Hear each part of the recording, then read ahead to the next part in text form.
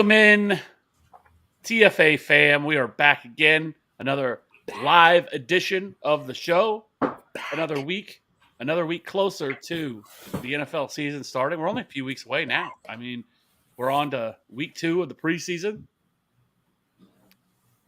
We're back. And tonight we're going to be discussing Cody's favorite subject. I mean, he's just been asking to do this. God.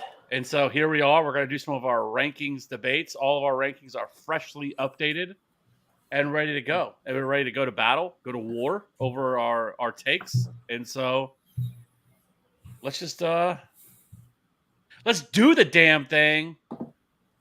Thank God the time has finally come. Just been nipping at the bud, drooling, foaming at the mouth. It's rankings, baby. Yeah. Let's debate some rankings. Hot off the press too, Cody. I think just hit submit. 30 seconds, just boom. Can't get much more fresh than Cody Kutzer's rankings. I just love them so much. I didn't want to do them. I love them so much. You know what I mean? Just because I'm afraid I'm going to get addicted to them, and then it's just going to lead us down a rabbit hole, and you'll never see me again. So, where are we going to start, boys?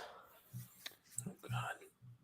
Well, let's we got a lot of stuff going on, so let's hit on a little bit of the news really quickly, and then we'll just roll right into this. So today, Kenneth Walker is stupid. Okay, Kenneth Walker to undergo hip surgery and miss preseason. And week 1 is definitely up in the air at this point. They still haven't really disclosed exactly what they're doing, but or exactly what it is. But they said it's not a hernia, I guess. Waller returned to practice after a 2-week hiatus. Daniel Popper reports Joshua Kelly appears to be finally in the lead to back up Austin Eckler. Miles Sanders has a hamstring issue and missed practice. Things never change. Antonio Gibson is working with the third-string offense and punt team. Damian Pierce could be in the starting running back in the first month of the regular season, and Ramondre Stevenson is practicing in the James White role. And I'm really upset there's no Isaiah Pacheco news on here, because there should be, because he is, he's this year's Elijah Mitchell in my book. Whoa, start there. What happened to Clyde? Is he gone? Is he missing? Well, Do we have him on Elijah Mitchell wasn't getting any pub last year, was he? I don't remember any Elijah Mitchell. No, he wasn't. He was he was the week year's, 1. He's this year's Elijah Mitchell without the surprise. Yeah. Let me ask you guys though, before we jump into this, I really just want to know what is your guys' take on Elijah Mitchell? Because there's a lot of fights in the Twitter's verse about Isaiah Pacheco, and so I don't want to give my take first. You guys, just not very long, just a quick. What are your guys' thoughts on him? You first. I don't know. Grab him late. I mean, I don't. You know what I mean? He's running with the ones, but it's not like he's still rotating in, right? It's still Clyde Edwards-Helaire has been the guy who's taking the first reps with the ones. He's been the guy throughout camp, and Pacheco is he's sometimes been third behind Jerick McKinnon, right? Kev, McKinnon's sometimes been getting that second, and then it's Pacheco, and then it's Derek Gore, and then it's Rojo. So I don't know, grab him late if you want to. I'm not going to reach on him if he's sitting there, back at the end of the, I don't know, round 11, 12, something like that. And you want to grab him, go ahead, but not going to reach on him.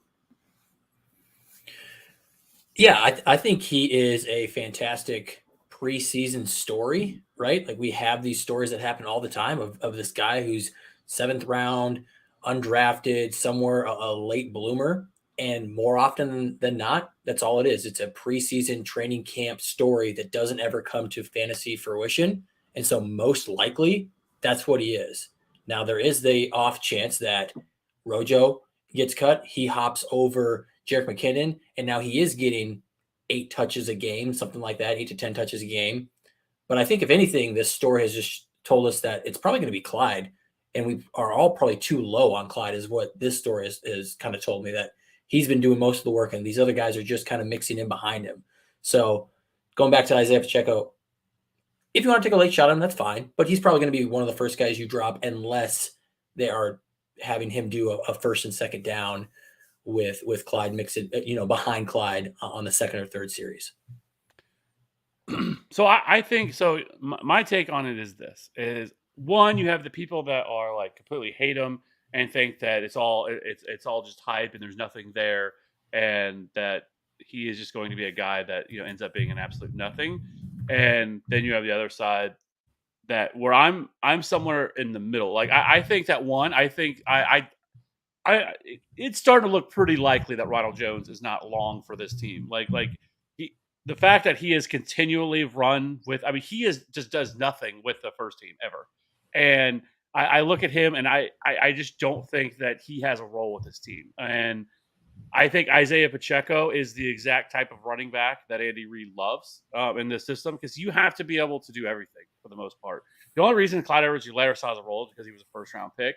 But when I look at Isaiah Pacheco, I think that he is like going to fill the Darrell Williams role. I think that's what he's going to be. I think he's going to be the red zone guy. I think he's going to be that comes in on third down, and that's a pretty lucrative role. Darrell Williams last year was a pretty solid, option for a lot of people, and I think that you probably see him get a lot of targets, more than Clyde Edwards-Helaire does. I think Clyde Edwards-Helaire is more of that in between the 20s guy. Even last year, if you look at the two of them, Darrell Williams and Clyde Edwards-Helaire, Clyde Edwards-Helaire only had 2 goal line carries. Darrell Williams had 14. He was top 5 in goal line carries last year.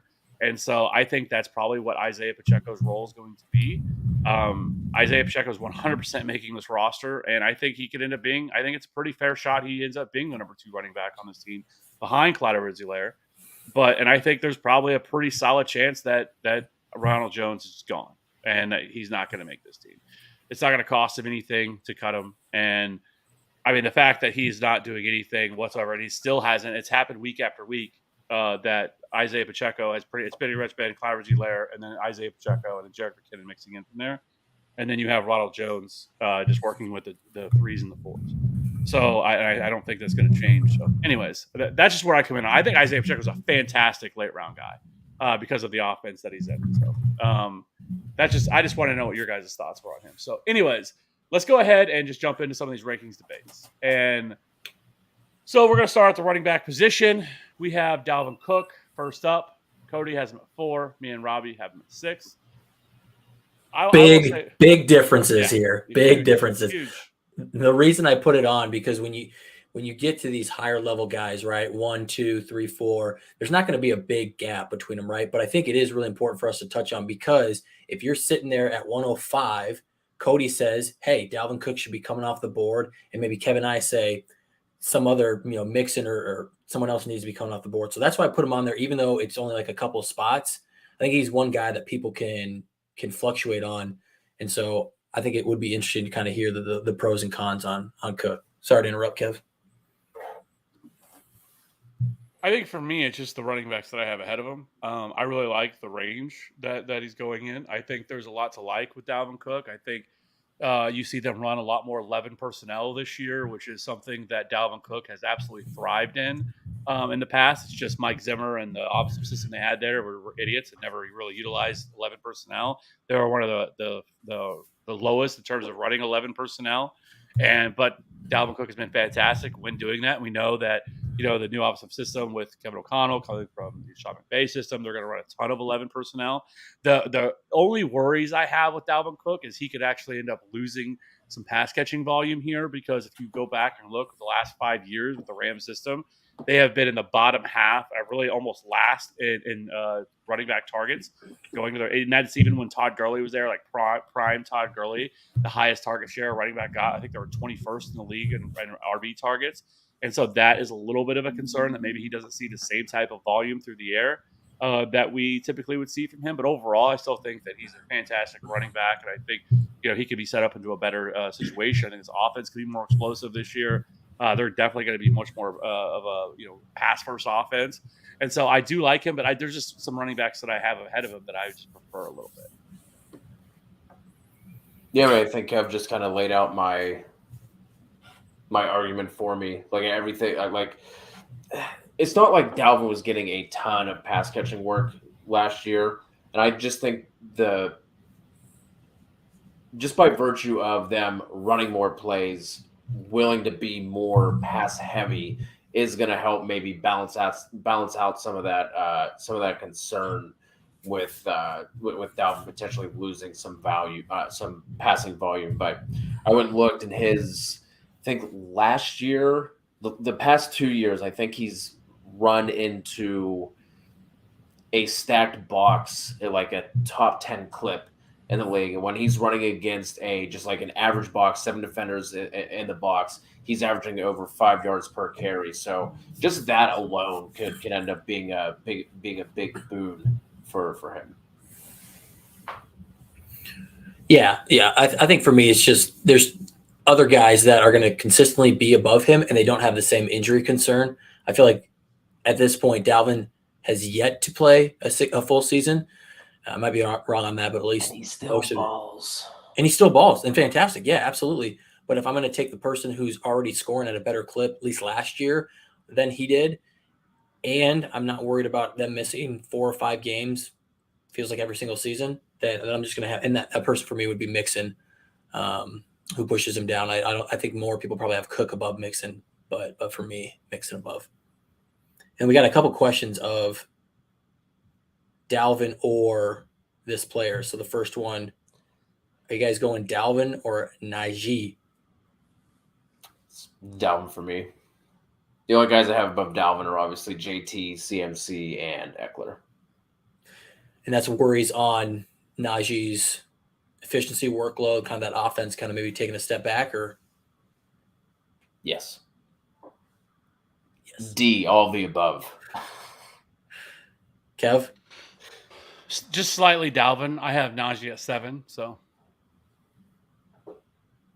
Yeah, I'll go Dalvin here. And then Dalvin or Swift? Swift. Dalvin for me. I think I have Swift right behind him. I think 1 or 2 spots, so it's close.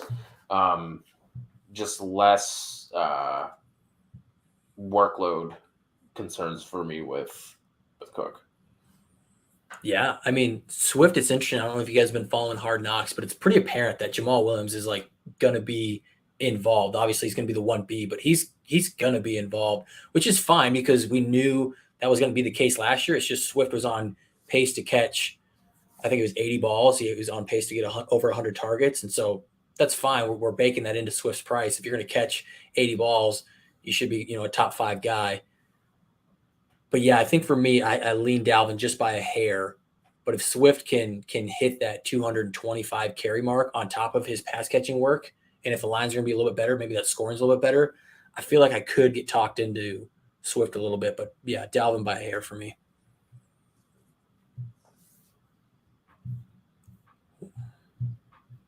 What else we got? Well, next up, we have Joe Mixon. I apparently am on the outside looking in here because Robbie and Cody have him at 4 and 5, and I have him at 9. So I guess I will be the one to start this off. And for me, with Joe Mixon, it's one, his pass catching usage isn't going to go up. I think there's a chance, not even a chance. I think for sure his carries are going to go down. I still think that. He's still going to have a very lucrative, goal line opportunities. He's still going to have a chance to score a ton of touchdowns, but he's not going to see more pass catch, more targets. And then I just don't think they're going to run the ball as much. They were like middle of the road last year in terms of run to pass last year. They're definitely going to be in the top 5, top 8 range this year in terms of throwing the football, and I think that's going to hurt Joe Mixon a little bit. I don't think I have him egregious. It's just some of the running backs that I have going ahead of him, I think make a little bit more sense. And because he is capped in terms of what that pass catching volume that he has, that it kind of scares me away from him. Like I said, he still has one of the best opportunities in terms of being able to score touchdowns. Obviously, this offensive line is vastly improved with all the additions they've made over this offseason. So that is good news for him. But I just don't think he's going to see the same, at least the same opportunities that we've seen in years past, because they just have so many weapons, and you're not going to have Jamar Chase and T. Higgins and Tyler Boyd and be like, okay, we're going to be a balanced offense again. I think because you really saw the shift last year, the first half where Joe Burrow was coming off the major knee injury, they were kind of taking it slow with him, and then in the second half, it went much more the other direction. And so I just don't think you're going to see a ton of targets for Joe Mixon. They've not shown the ability or the want to be able to really even utilize him that way. There's been other options. So that's just kind of where I stand with Joe Mixon. I'm just a little bit lower on him, I think, than everybody else. And so, that's where I am at 9. I think the only fallacy with that statement, Kev, because, I mean, you'd think, right, if they're going to pass more, it's going to hurt the running back, except that break that you're talking about, right? The first part of the season where Burrow was kind of recovering and they weren't throwing as much. Remember, guys, we were all on here and we were like, all right, the Bengals are going to come out, they're going to throw 35 times a game, and it didn't happen. And it didn't happen. It didn't happen. We were like, when are they going to start throwing? They have all these weapons. Well, actually, Mixon got better over the second half of the season. From weeks 10 through 18, he scored over 18 points per game in PPR. I think it was like 18 and a half compared to 17 and some change through the first part of the season. So actually, they got better. And now part of that's because Burrow started throwing more touchdowns, so they had more red zone opportunities, and he did score. He had double-digit, 12 rushing touchdowns, I think, off the top of my head. But I think that just goes to the point that where if they're doing better offensively, it's not going to hurt him from a rushing standpoint, right? He is the running back in town. I'm not worried about Chris Evans or Samaje Perine. He's going to get close to 275 to 300 carries plus what he gets in the passing game, which isn't like a Swift or a Najee, but it's going to be 40 catches, somewhere around there. So it's enough where he's a locked in, top 8 guy, where I have him as, hey, I see him repeating the touchdown total that he got from last year. I have him as that running back for running back 5. Yeah, I really don't have too much to add. For me, I just have Mixon at 5 because some of the guys I have behind him, I feel better about Mixon's total workload. Yes, he's not going to get the passing work. It just boggles my mind that they're taking him out for Samaje Perine, which is so weird because at Oklahoma it was the opposite, right? Like Samaje Perine was at in between the tackles, pounder, and Mixon was the guy we were watching every time, being like, "Holy shit, look what he can do! He's going to be a great pass catching back." So it's just one of those things that doesn't seem like we're ever gonna, get that as long as Taylor's there anyway. But I think I have Swift right behind him. I just looked. He's going to be splitting some touches. Obviously the PPR upside is higher with Swift, but I think the overall workload probably leans in Mixon's favor. And I think even if he does lose some of those carries, I think it would be kind of foolish to say that he's going to approach 300 carries again. I think that because of the offensive line, and if they are throwing the ball a little bit more, that could help him out in terms of the run game. So instead of averaging 4.1 per clip, maybe that efficiency can go up a little bit, and he won't necessarily have to get 290 carries. He can get 260, 270, something like that, and still pay off his draft capital. Yeah, I mean, that was a great point. I forgot all about that point. That line went from probably being a bottom 5 offensive line to at least league average, if not top 12. Like, they're night and day difference. So that's a great point. Where can that efficiency help? Because I don't think he's going to lose a ton of work, honestly. Maybe he loses a little bit, but the efficiency is going to more than make up for that, right? If you're rushing for 290, you're rushing 290 times, and you just get 0.4 yards per carry better. I mean, that's going to way outdo the 20 carries that you lose. So I agree. I also want to know in the chat, after we finish these debates up, let us know what side that you're on and who you're rocking with. Obviously, Kev's wrong on Mixon, so that's just a start. We know that one. Oh, absolutely not. I mean, just the running backs that I have ahead of him, right? So I have Leonard Fournette, who you could argue is very similar in a lot of ways to Joe Mixon, but I think you can easily project more targets coming for Leonard Fournette this year, and actually having Ronald Jones gone could actually help him out even more in terms of opportunity share. He's already sees that the bulk of the goal line opportunities. He was top 5 in goal line carries last year. That's not really going to change the running backs that they have there now currently. It's hard to imagine that it's going to take Rachaad White some time. We know Tom Brady typically does not like rookie running backs back there, and so it could take him a while to kind of work his way up. And so Leonard Fournette is an easy guy to put ahead of him, and just as good of an offense. An offense that's last year that was extremely run heavy, first in pass attempts. Their run to pass rate was just ridiculous. A 34% run rate last year was not even close to the next closest team to them. They were 32nd.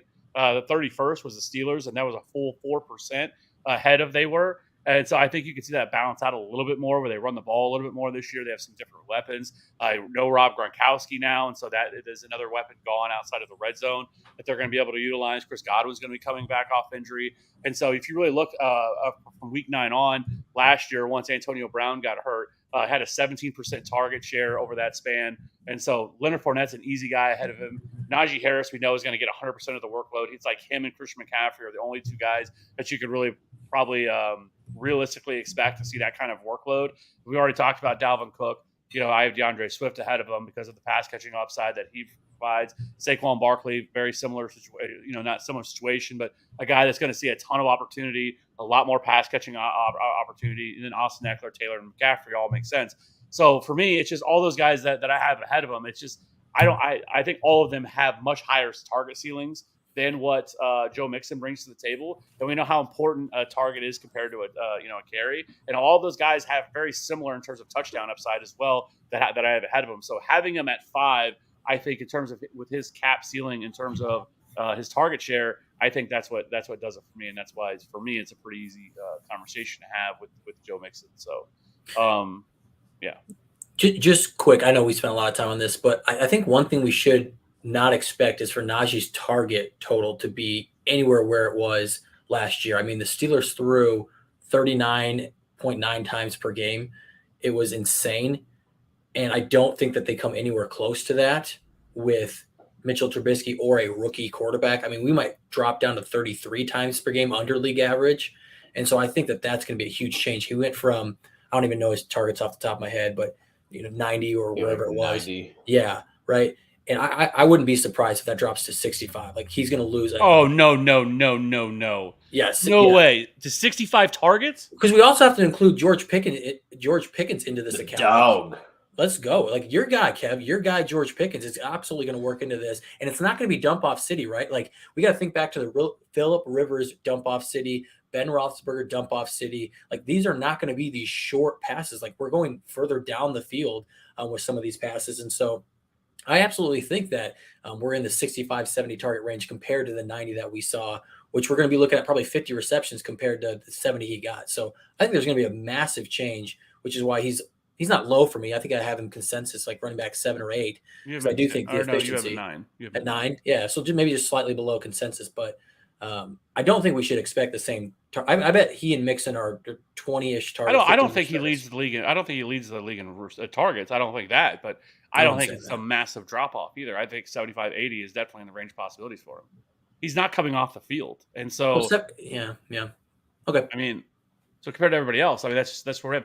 So let's keep moving here because we got a lot more guys to talk about. We have Derrick Henry and our annual Derrick Henry conversation, where Robbie has him at 5, and then me and Cody have him at 10 and 11. My argument is I hate him. Robbie, why do you have him at 5? Yeah, you guys, this is now 3 years running where we will be right. Cody, This is the second year. Thank you. No, this is year 3. Since I've started, you guys have been like, no, he doesn't catch passes, right? If the running back doesn't catch passes, Kev's out on him, and I respect it because most running backs can't make top 5 or be the running back 1, except for Derrick Henry. Unless you're getting 400 carries, you're pacing for 30 carries a game. And I don't see why they would switch that up. Like there's nobody on that offense that says, hey, we need to take work away from him, right? When they brought him back, the efficiency wasn't great, but they're still giving him that workload. So I think this is a point that, hey, the efficiency isn't great, but he gets the workload and he's going to score touchdowns. There's no reason not to expect similar production to last year. Just nothing has changed, right? If anything, A.J. Brown goes away, Woods and Treylon Burks comes in, they might have to lean on the run more, right? And so there's just no reason to be down on him outside of injury concern, which I get is a realistic concern, right? Coming off of a pretty serious foot injury, there is some concern there. But outside of that, there's no reason he shouldn't be top 5. No reason. So there's also other factors that play into this that aren't Derrick Henry related, right? there's the fact that the Tennessee Titans the last 2 years have been one of the more luckier teams in the league. Like they have outplayed the talent they have, and I think there's a real possibility here that this team is just absolute dog shit this year, and that they are in very bad game scripts, which is very bad for Derrick Henry. Because Derrick Henry, even if he does get more pass catching, doesn't matter if they're in bad games. Well, it definitely will. It definitely is. Like if they're trailing in a lot of games, they're going to have to throw the ball more. They're not going to be able to just continue to run the ball every single game. And so game script is going to dictate his type of opportunity that he has. Because I like this team is going to be, I think, really bad this year. Like I do not think the Titans are going to be very good this year. And so game script is going to be a problem for him.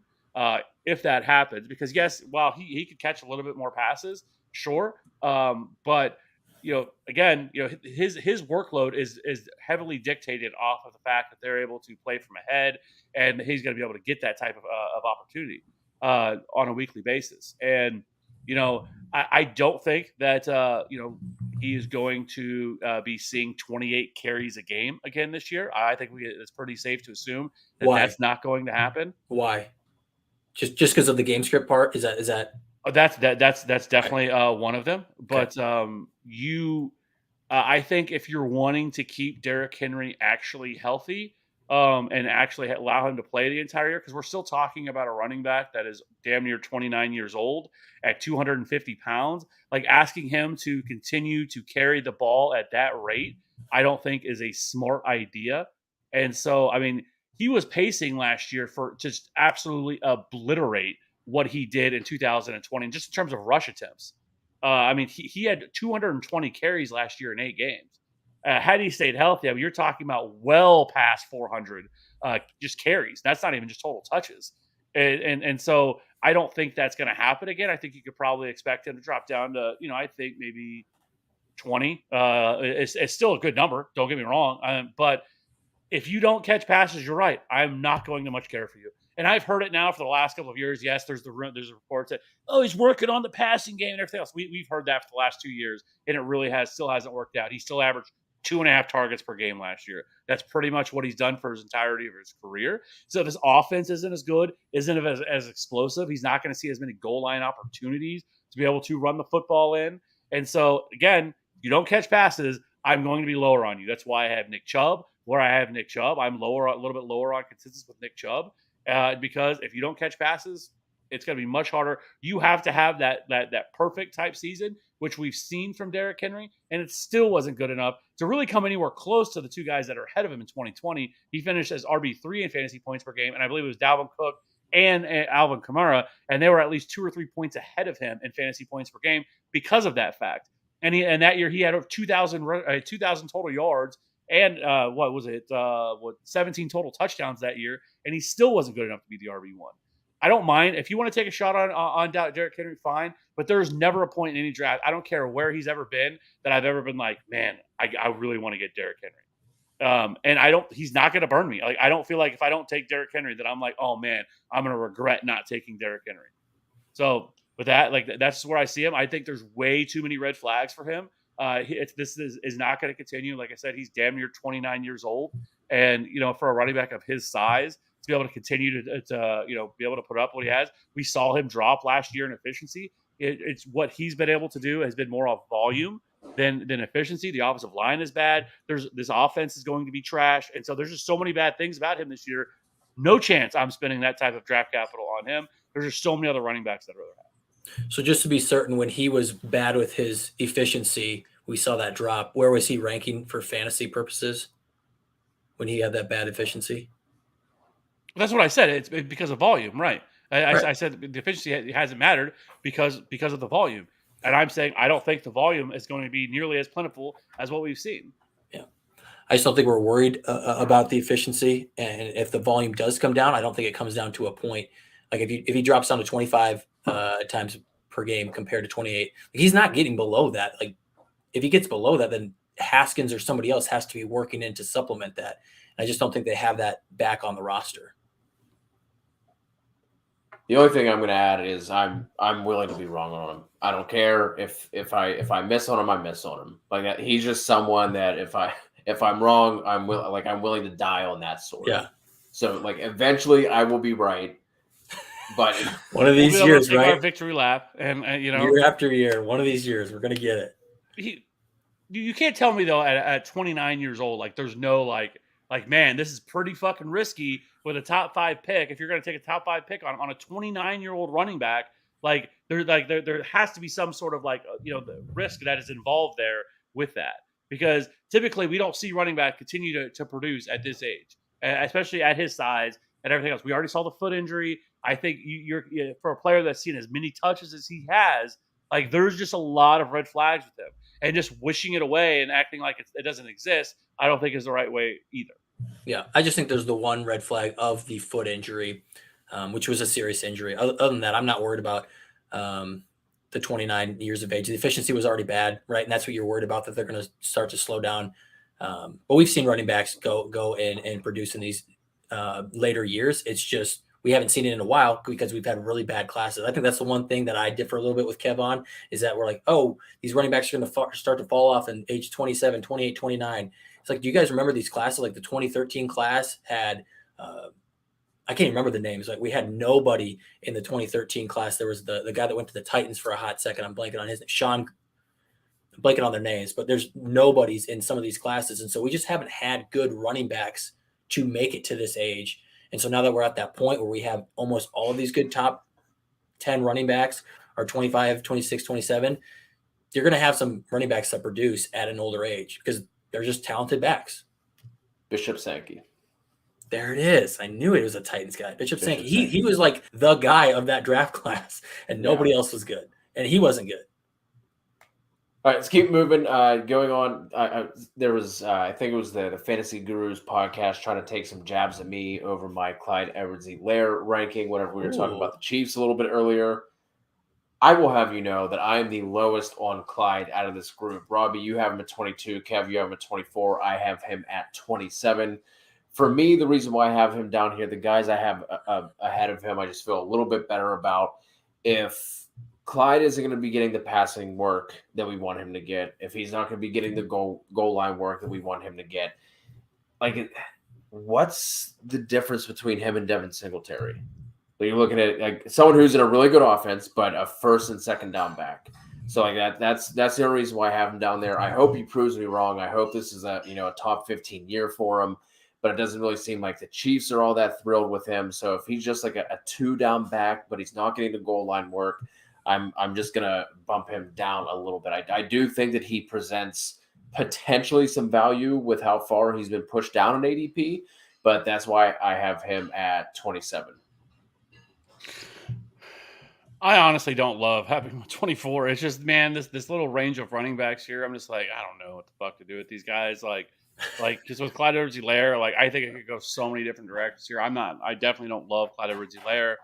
And so I don't know. I know he's going to be at least a starter to start out the season, and maybe he bounces back a little bit last year. He was dealing with some injury concerns last year that weren't really reported with him. So I don't know. I'm going to give him the benefit of the doubt, and I put him, as this back half of the first of the RB2s you possibly can get at 24, and that's just kind of where I have him. So yeah, I'm kind of right there with you. Compelling argument. How do I? There's this so you get to this range of running back, and it's like, man, I don't know what the hell to do with these fucking guys. Like Miles Sanders, Josh Jacobs, Clyde Edwards-Helaire. These are all the running backs that I want absolutely nothing. Dead zone? Yes. Dead zone? Yes. All of them are dead zone running backs, and Antonio Gibson has turned into that as well, and I guess we can roll right into that. Because I want no fucking part of Antonio Gibson. None, zero, zilch. Tell him where you have him ranked. Tell the crew. I have him at 31, and I actually am thinking about dropping him even further than that. I think if there was actually a player that we should be maybe possibly shouldn't be surprised that gets traded, it could be Antonio Gibson. Gibson to the Chiefs? No, that would be awesome, but no, that's not going to happen. And Brian Robinson, I have moved up significantly in my rankings. I have him all the way up to 41 or 42, something like that. And I'm actually thinking about just flipping them and putting Brian Robinson ahead of Antonio Gibson. I know on some level, maybe some of this is, they're punishing Antonio Gibson because he continues to fumble. But, at the same time, they, Brian Robinson, they did invest a 3rd round pick in him as well. And it's not like this is some, undrafted guy that's just kind of coming in out of nowhere. This is Brian Robinson, who, it was a 3rd-round pick for them. And, for whatever reason, they just haven't really invested in Antonio Gibson. We continue to wonder why they don't utilize him in the passing game, because he was, a wide receiver in college. That doesn't happen. They keep, this is, J.D. McKissic. This is just going to be an absolute mess of a backfield that I want absolutely no part of, unless something were to happen, like a trade happened, or if, the other part of that would be, if, an injury were to happen here, then maybe it clears itself up. Because even if Brian Robinson somehow was a starting running back and with Antonio Gibson still on the roster, it's all the same. J.D. McKissic is still going to get the pass catching volume, the pass catching work, while these two fight each other out on opportunities. So I want no part of either one of them. Kind of really quickly going back to CH, because I think someone needs to pump him up a little bit. Like, we talk about a fantastic offensive line. Chiefs are going to be a top 5 offensive line, and we're talking about Tyree Kill, Demarcus Robinson, Byron Pringle all leaving. Where do all those targets go? And a lot of studies show that they do go to the running back. And so I think that we've kind of been lukewarm on CH because he had this high pedestal that he couldn't attain unless he balled out like a Jonathan Taylor second half of his rookie year. And so now we're down on him because he's not hitting those high heights. But he's been fine. Like, when he's healthy, he's been out there. He had 200-yard games before his injury. Then after his injury, I think he scored 5 touchdowns in 5 or 6 games. Like, he's been a fine running back too. It's just that's not where you drafted him. So now that he's going as a running back 25, 26, outside of running back 2 range with this new potential, with a better offensive line, probably going to get more catches. Let's see if he can stay healthy for a season. Like, he should be a pretty safe running back too. And so that's where I'm going to pump him up a little bit, because fantastic offense, targets are available, like the line. He's always been an efficient running back when he gets the ball. Again, we talk about this with a lot of running backs, it's health. So just quickly pumping up him. But then, yeah, Antonio Gibson, obviously you couldn't have much worse of a start to training camp and preseason, running with the 3s, fumbled after he fumbled 6 times last year, right? I'm tempering this a little bit because I don't want to be the one to overreact to preseason news. Kev, you kind of made the point. Like, could this just be them punishing him, and by week 1 he's back to being the starter, and now he's this, maybe Brian Robinson's working in on the 3rd series, 4th series, and we know J.D. McKissic's catching some passes. Yeah, I mean, I don't have him as a top 24 back, but he still probably will lead this team in carries, probably will still lead this team in touchdowns, be right there with J.D. McKissic in receptions. So in the range of outcomes, he could be there's a lot of risk. You want to talk about red flags? I think there's probably no more red flags in the top 25-ish running backs in ADP than Antonio Gibson.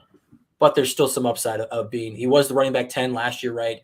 Obviously, Brian Robinson probably changes that a little bit. But I think he's just outside running back 2 for me, high-end flex with running back 2 potential.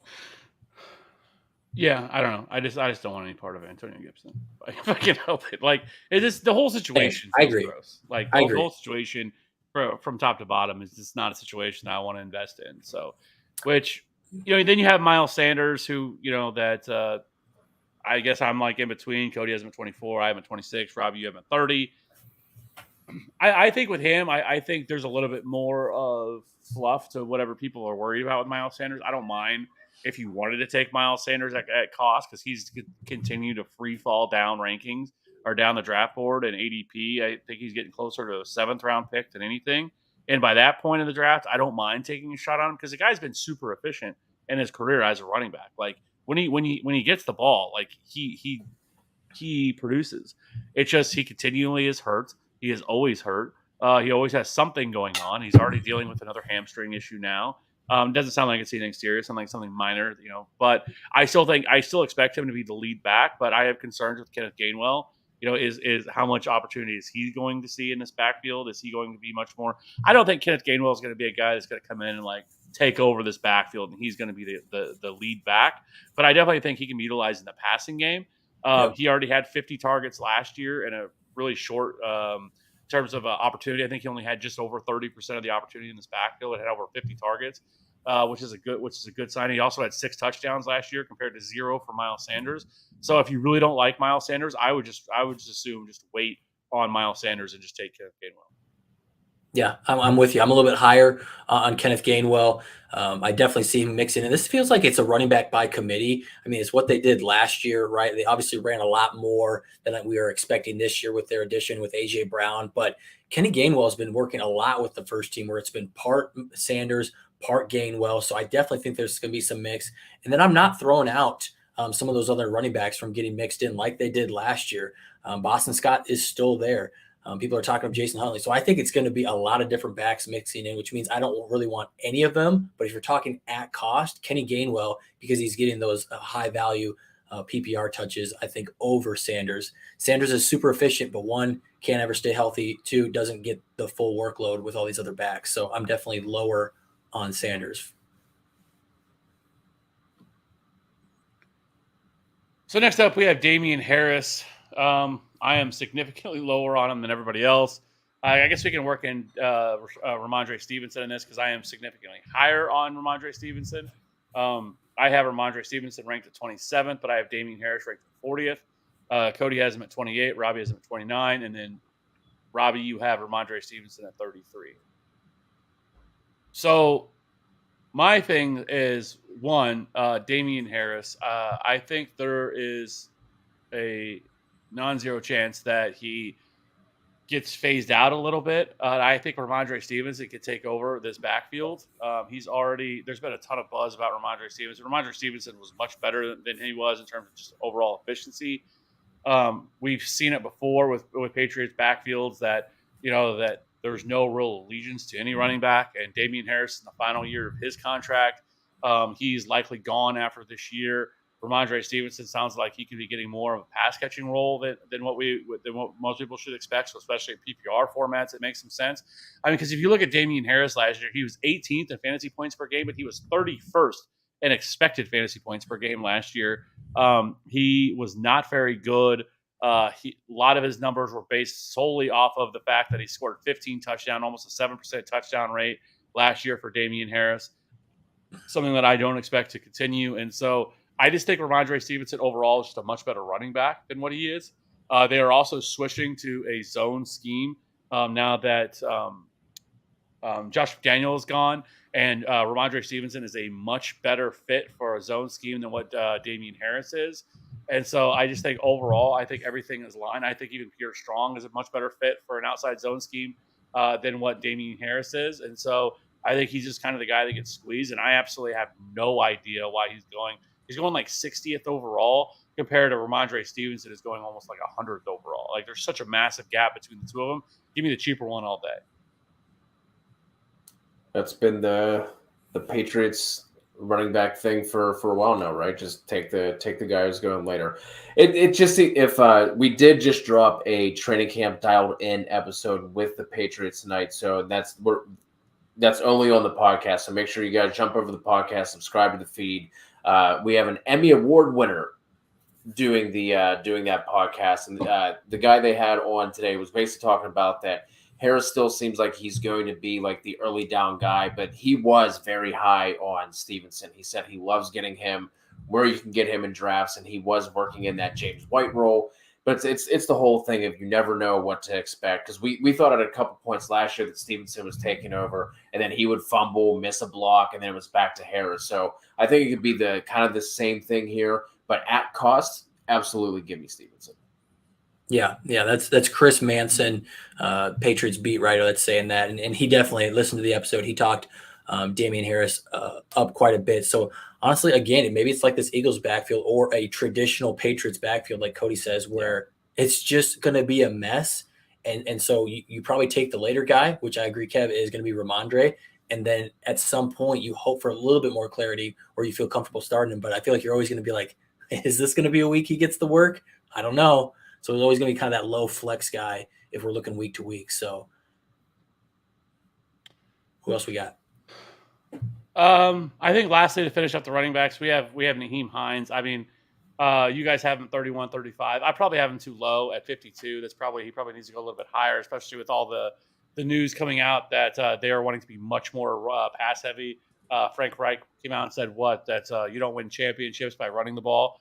Very smart man, because that is damn sure a fact. And so that's actually probably maybe people should be, little timid about Jonathan Taylor this year, just because he could be losing some of the opportunities that he could get, and especially with Nyheim Hines working in. Again, I'm probably in PPR formats. I'm probably a little bit low. I could probably bump him up a little bit because 52 is a little low. I should probably have him at least in the early 40s or something like that. I think so. I really don't have anything else to bring to the table. I have nothing against Nyheim Hines. Actually brought him up in the last video that I did about late round running backs. You should look at target. Nyheim Hines was one of them. So he does make a lot of sense in PPR formats. He saw, I think, over 50 targets last year in a very limited role. Last year, he was, I think, he was top 10 in yards per route run. Just a really good running back. He's kind of a frustrating guy, but I think he's likely going to see a lot of targets this year, especially with no other options to really throw the ball to outside of Michael Pittman right now. I mean, it sounds like, maybe Ashton Doolin could be a late round guy. Who knows? Paris Campbell, but there's just really nobody that really scares you outside of Michael Pittman. So there could be a very large role for a guy like Nyheim Hines to see, 80, 90 targets. Really wouldn't be out of the range of possibilities for them. So, yeah. Anyways, Well, real quick, Cody, you got anything on Hines? If not, I do. No, I was just gonna say, we brought this up last week on the stream, Kev, with how do you determine what to pay attention to with the training camp news, because there's so much, it changes all the time.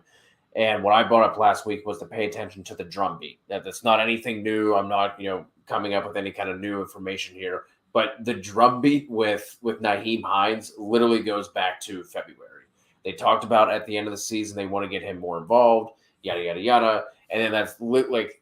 They've said that, and then now we're starting to see it in camp as well. All the camp reports are coming out that Nyheim Hines is on the field with JT at the same time. They're using him as a runner, as a pass catcher, and I just think that he is a fantastic draft pick. Whether you go maybe 0 RB or let's say you hammer 2 RBs early and then you wait. If Nyheim Hines or a guy like Chase Edmonds is your RB3, I love that.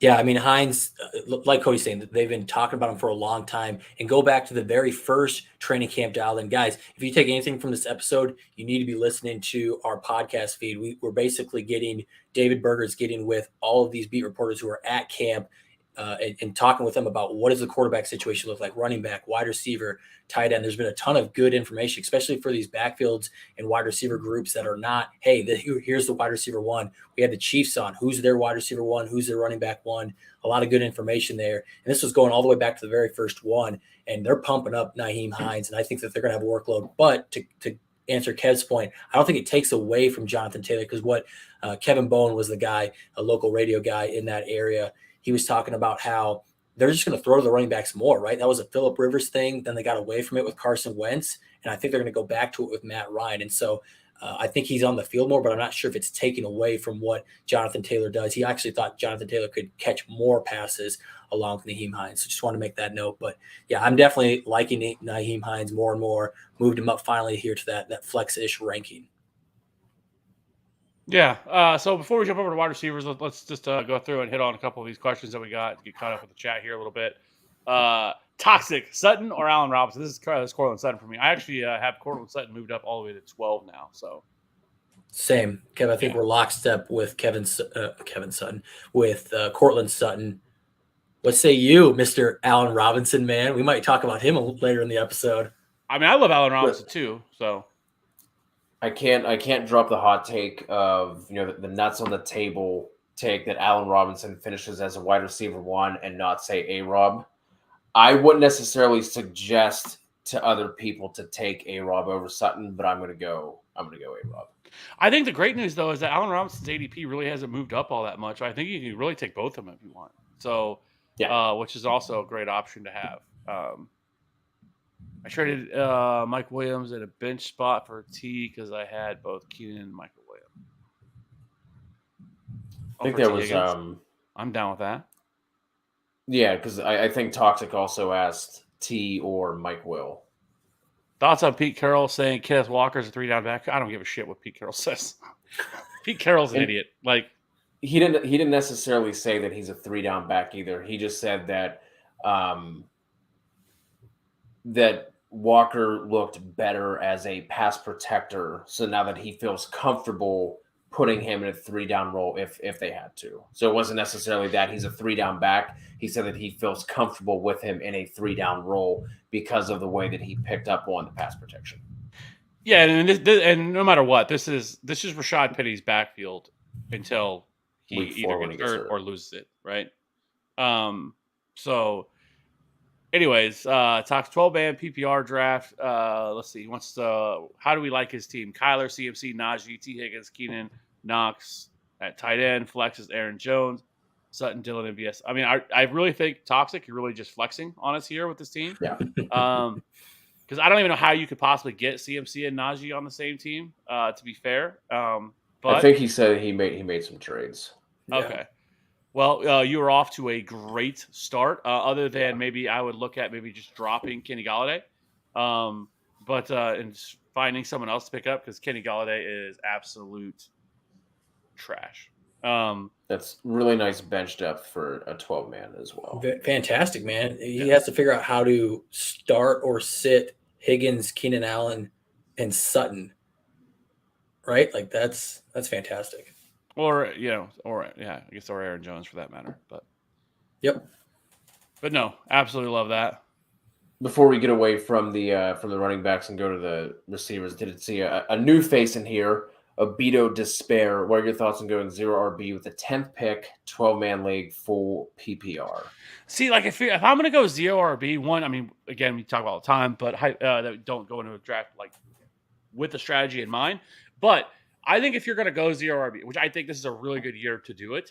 I think if I'm going to do it, I really want to do it if I have like that pick 5-6 range where I can get Justin Jefferson or Cooper Kupp, because once I get back to like 10 or 11, like really double tapping, going like a DeAndre Swift and Saquon, or DeAndre Swift and another running back that's going in there, or Leonard Fournette, I think are all guys that you could probably look at maybe possibly going in that range.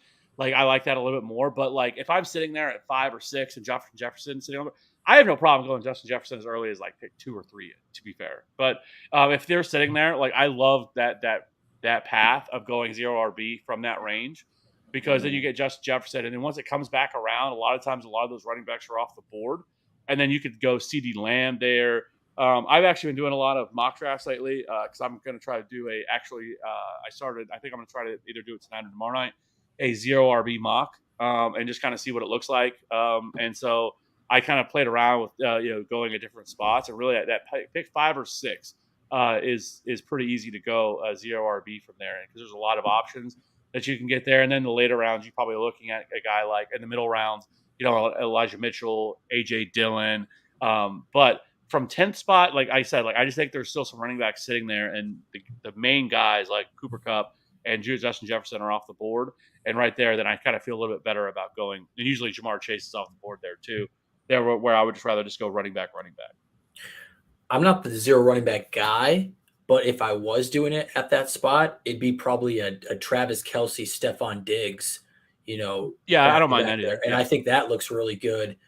For a start, if you're trying to, if you say, hey, this is what I want to do, then I think those are some of the players that you're maybe looking at there with that 10th pick, and then coming around with that 14th, 15th pick. Last night when I actually did a little dry run and I was recording it, and I got Justin Jefferson in the first, and Stephon Diggs fell to me all the way in the late second. Really? So I was happy with that, so I took both of them. But so I think we all have Diggs above Chase. I think when I was looking at our rankings, we all have Diggs at 3. Am I correct, Cody? Yeah, it's super close, I think, between the 4 of those guys. Sure. Yeah. But I think he has wide receiver 1 overall. So I have for sure. I'm tiered, right? And I have 4 guys in tier 1 that, hey, I can see them being the wide receiver 1, and Diggs is in that tier. So I think he's, of the guys that are going, he's the one that's most slept on, right? Going maybe late second. So I really like Diggs there.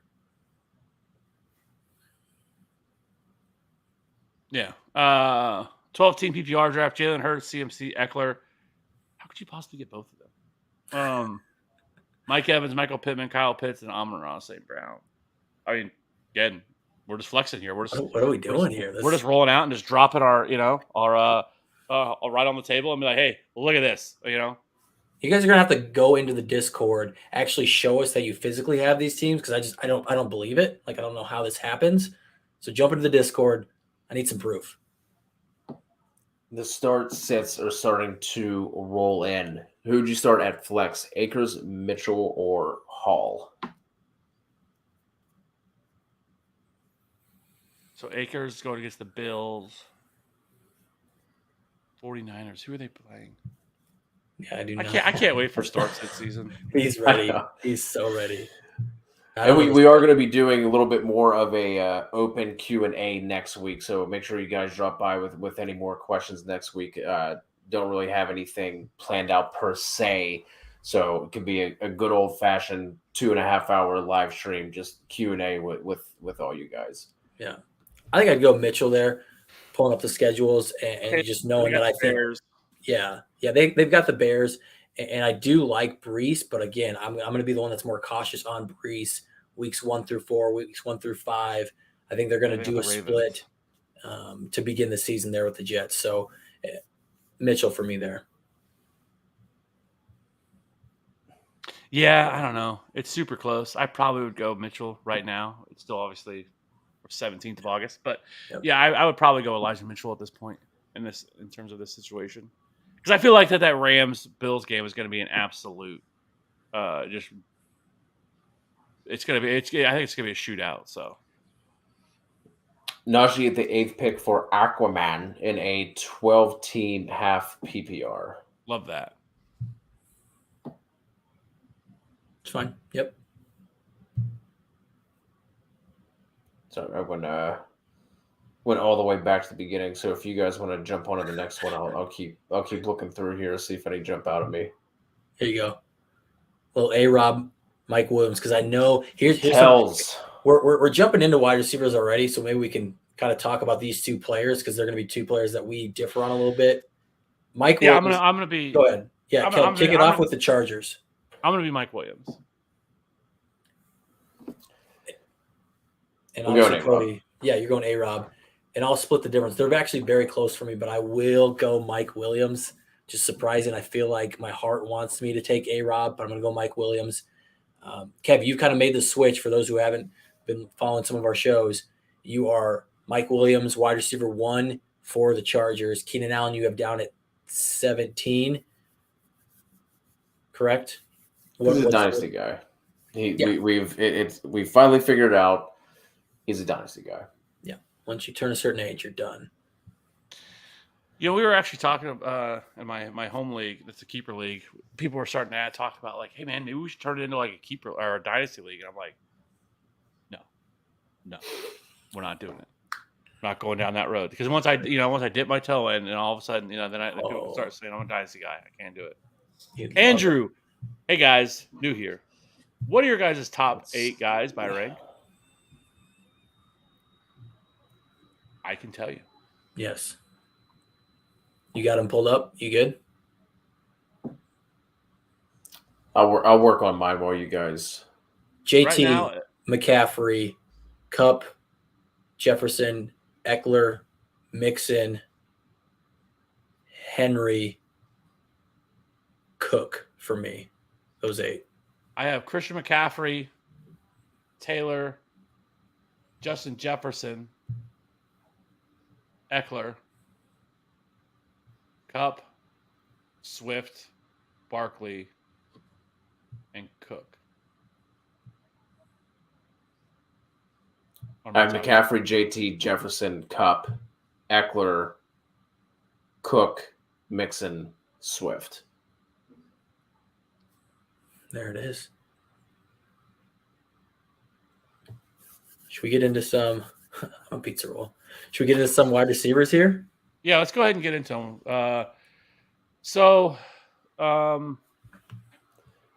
Hold on real quick while we were just on the top 8 thing. Xenon's asking our guy Z back in the chat. Good to see some of these these familiar faces popping up.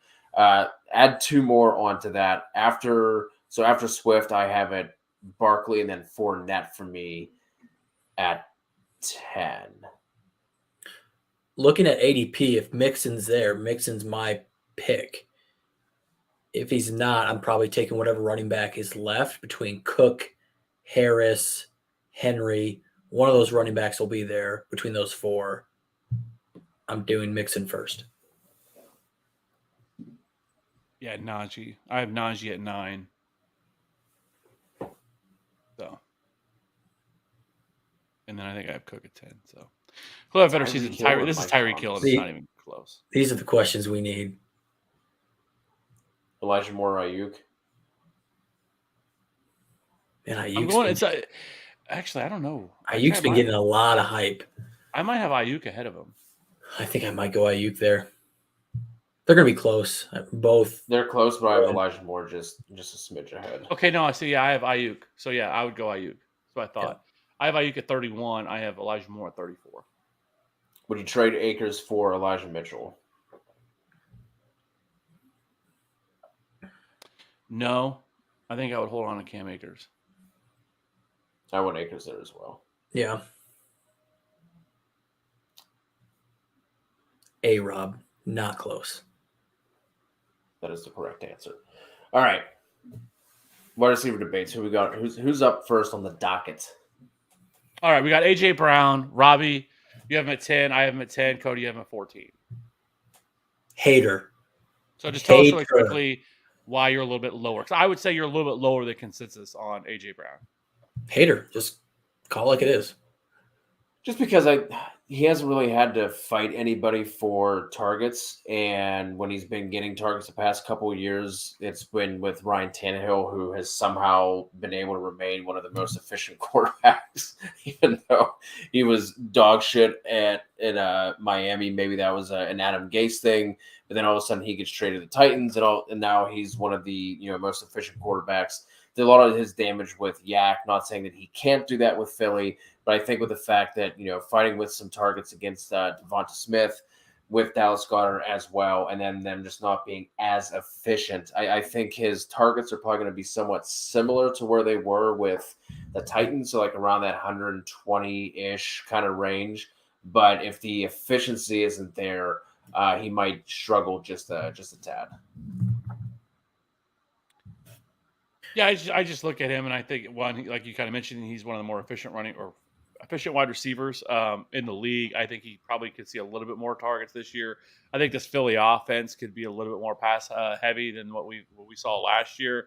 I think they really need to know if Jalen Hurts can kind of take that next step and be much more of a productive passer. I mean, they have all the weapons in the world to be a much better passing offense than what we typically have seen. Even if you look at AJ Brown last year, he was 24th in fantasy points per game, and he was 15th in expected fantasy points per game, 7th in yards per route run. I mean, the guy's just been one of the most efficient wide receivers in the league. He's done more with less, and so I just think with a little bit of a target bump, he's never seen over 110 targets in a season. He had 106 in 2020. He had 105 last year. Now he has missed a little bit of time each of the last 2 seasons as well, but I think this could be a really big year for AJ Brown, and so I have him at 10, and I don't think there's a big difference between at 14, but I just like him a little bit more. Yep, not much to add there. Next up we have Tyreek. I have him at 9. Cody and Robbie have him 12 and 13. Again, with Tyree Kill, I just don't expect much of a drop off here for Tyree Kill. Yes, there's a difference between Patrick Mahomes and Tua, but like I've said in the past, like Tyree Kill has been quarterback proof in his career. He's played with Alex Smith and been a fantasy wide receiver 1. I don't see a whole lot that's going to change there with that. With Tyree Kill, he's still going to lead this team in targets for sure. The one thing that I think we could end up seeing is this being much more of a condensed target share, where I have not heard one positive thing come out about Mike Gesicki this entire camp, except for they want to turn him into a blocker, which sounds like the stone cold worst idea because he is not a blocker.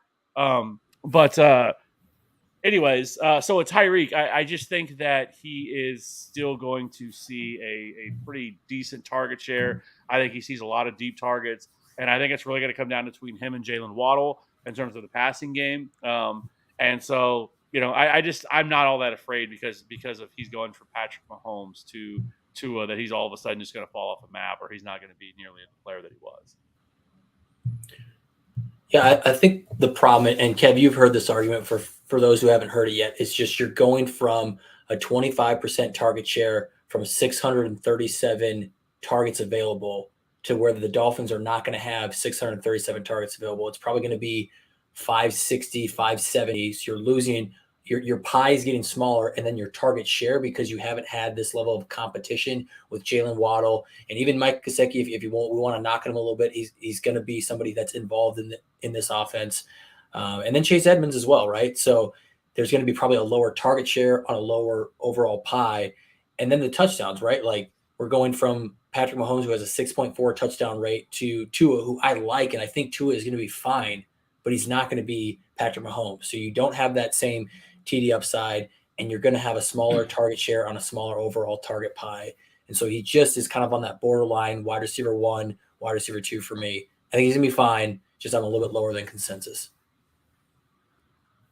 Yeah, it's just all the same things for me. I don't think he falls off the map either. I mean, I don't think going from where Kev has him at 9 to where we have him at 12 and 13 is that far of a drop. And then the only other thing I'll add into what you said, I guess kind of goes in just with the overall volume, Robbie, is just the fact that I don't think they're going to be running the same amount of plays and the same amount of pace as KC. Correct. But which obviously ties into the volume thing. But that's just where it comes down for me. Yep. All right, so let's keep it moving here. Next up, we have Keenan Allen. Cody and Robbie have him at 7 and 9. I have him at 17. On the flip side of that, Mike Williams, I have Mike Williams higher than that. I have him ahead of Keenan Allen. And Robbie, you have him at 19. Cody, you have him at 23. So I might be a little bit low on Keenan Allen, but I don't think I'm significantly low. Like I don't feel like bad about where I have him either. You should. A little bit more of an aging wide receiver. I think Mike Williams, we kind of saw it in the first half of last year over those first 5 weeks, and then he suffered a knee injury. That kind of slowed him down for a while, but he definitely was looking like the wide receiver 1 in this offense last year over those first 5 games. And then he kind of, like I said, suffered that knee injury. And so I just think that one with Keenan Allen, again, I'm an ageist and he's getting older. He's 31 years old. He admits it. Hey, that's not, it's not like Mike Williams is young either. No, he's not. He's like 28, I think. But no, it's not that. It's more of I just think that Keenan Allen sees maybe a little bit less volume. I think Joshua Palmer comes in, and I think he's going to be involved in this offense a little bit more as a third wide receiver. Don't get me wrong. I absolutely fucking love this offense. This Chargers offense is one that I definitely want a lot of pieces to. And like I said, I could probably move Keenan Allen up to maybe 14 or 15-ish range. I want them kind of right around going in the same spot. But there's just wide receivers that I prefer that are going ahead of him that I would much rather have than Keenan Allen. Because like you guys have them where you guys have them. Let's see really quickly. I think I have them at 7. Top 10. Yeah.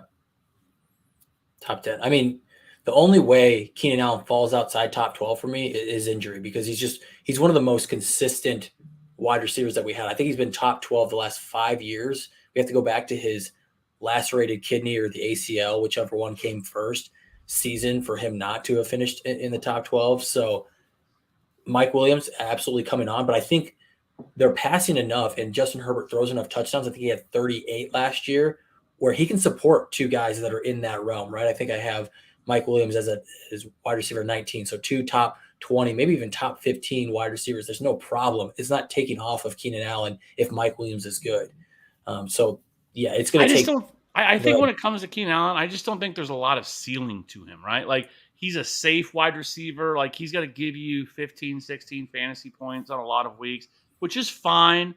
But if you're talking about where you're taking him, like you want ceiling there, right? Like if I'm drafting a player, 7th, 8th, wide receiver off the board in terms of the other wide receivers that are going around him, that I just think have a much higher ceiling. Because on most weeks, for a guy like Keenan Allen, like I just don't think he doesn't really have any boom weeks. The most points he ever scored in a week last year was 22.4. But for the most part, I mean, he's pretty much a guy that's going to give you, like I said, 10, 12, 13, 14 fantasy points in a week, which is fine. But I'm much more of that. I'm looking to fucking, hit a home run and bat flip that shit like Jose Bautista, when he played for the Blue Jays. So that's what I'm looking strike out. Yeah. See, I think that's the point, and I like how Toxic puts it in the chat here. He says, I think Keenan Allen paired with a high ceiling wide receiver is perfect because you can get those wide receivers a little bit later. You can take that home run shot, but why not? I think you can't win your fantasy league in those first 1, 2, or 3 rounds, but you can lose it. Like if you take that risky guy who might have a lower floor, you can absolutely lose in those first 3 rounds. But most of the guys are going to be okay outside of injury. But if you're taking safe players like Jonathan Taylor and Keenan Allen, where hey, I'm not worried about them finishing top 5, top 10 at their position, that's fine. When you want to shoot for upside, and we've talked about this in a lot of our mock drafts, we're shooting for upside for these mid-round later picks. For me, I definitely want that safety. If I know Keenan Allen's gonna be a locked-in wide receiver 1, boom, I can set it, forget it, and then I can play with something else for my wide receiver 2 and try and have those boom weeks.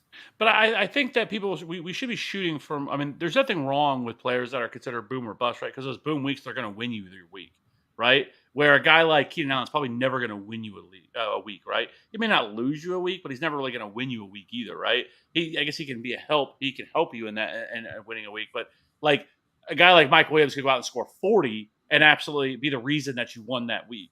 And so I don't mind taking players that have that type of ceiling that can go out and give you a monster week, whereas it's probably never going to happen for a guy like which is fine, And like I said, I probably have him a little bit too low on him. I probably should have him a little bit higher than that, just because in a PPR format he's going to see a lot of targets. But that's just kind of where I come in on Keenan Allen, and I just like Mike Williams more. Yeah, I think it kind of goes. Go ahead. Sorry, yep. We can go to the next one. I just wanted to throw this up here quick. I'll look and see where we all have Debo, but I know that's something that we have. We've talked a little bit about before. But while we're on wide receivers, I'm going to look this up. Go ahead and go to your next point, Robbie. No, just finishing up on Keenan Allen is you're right. He does not have that top 5-ish wide receiver season.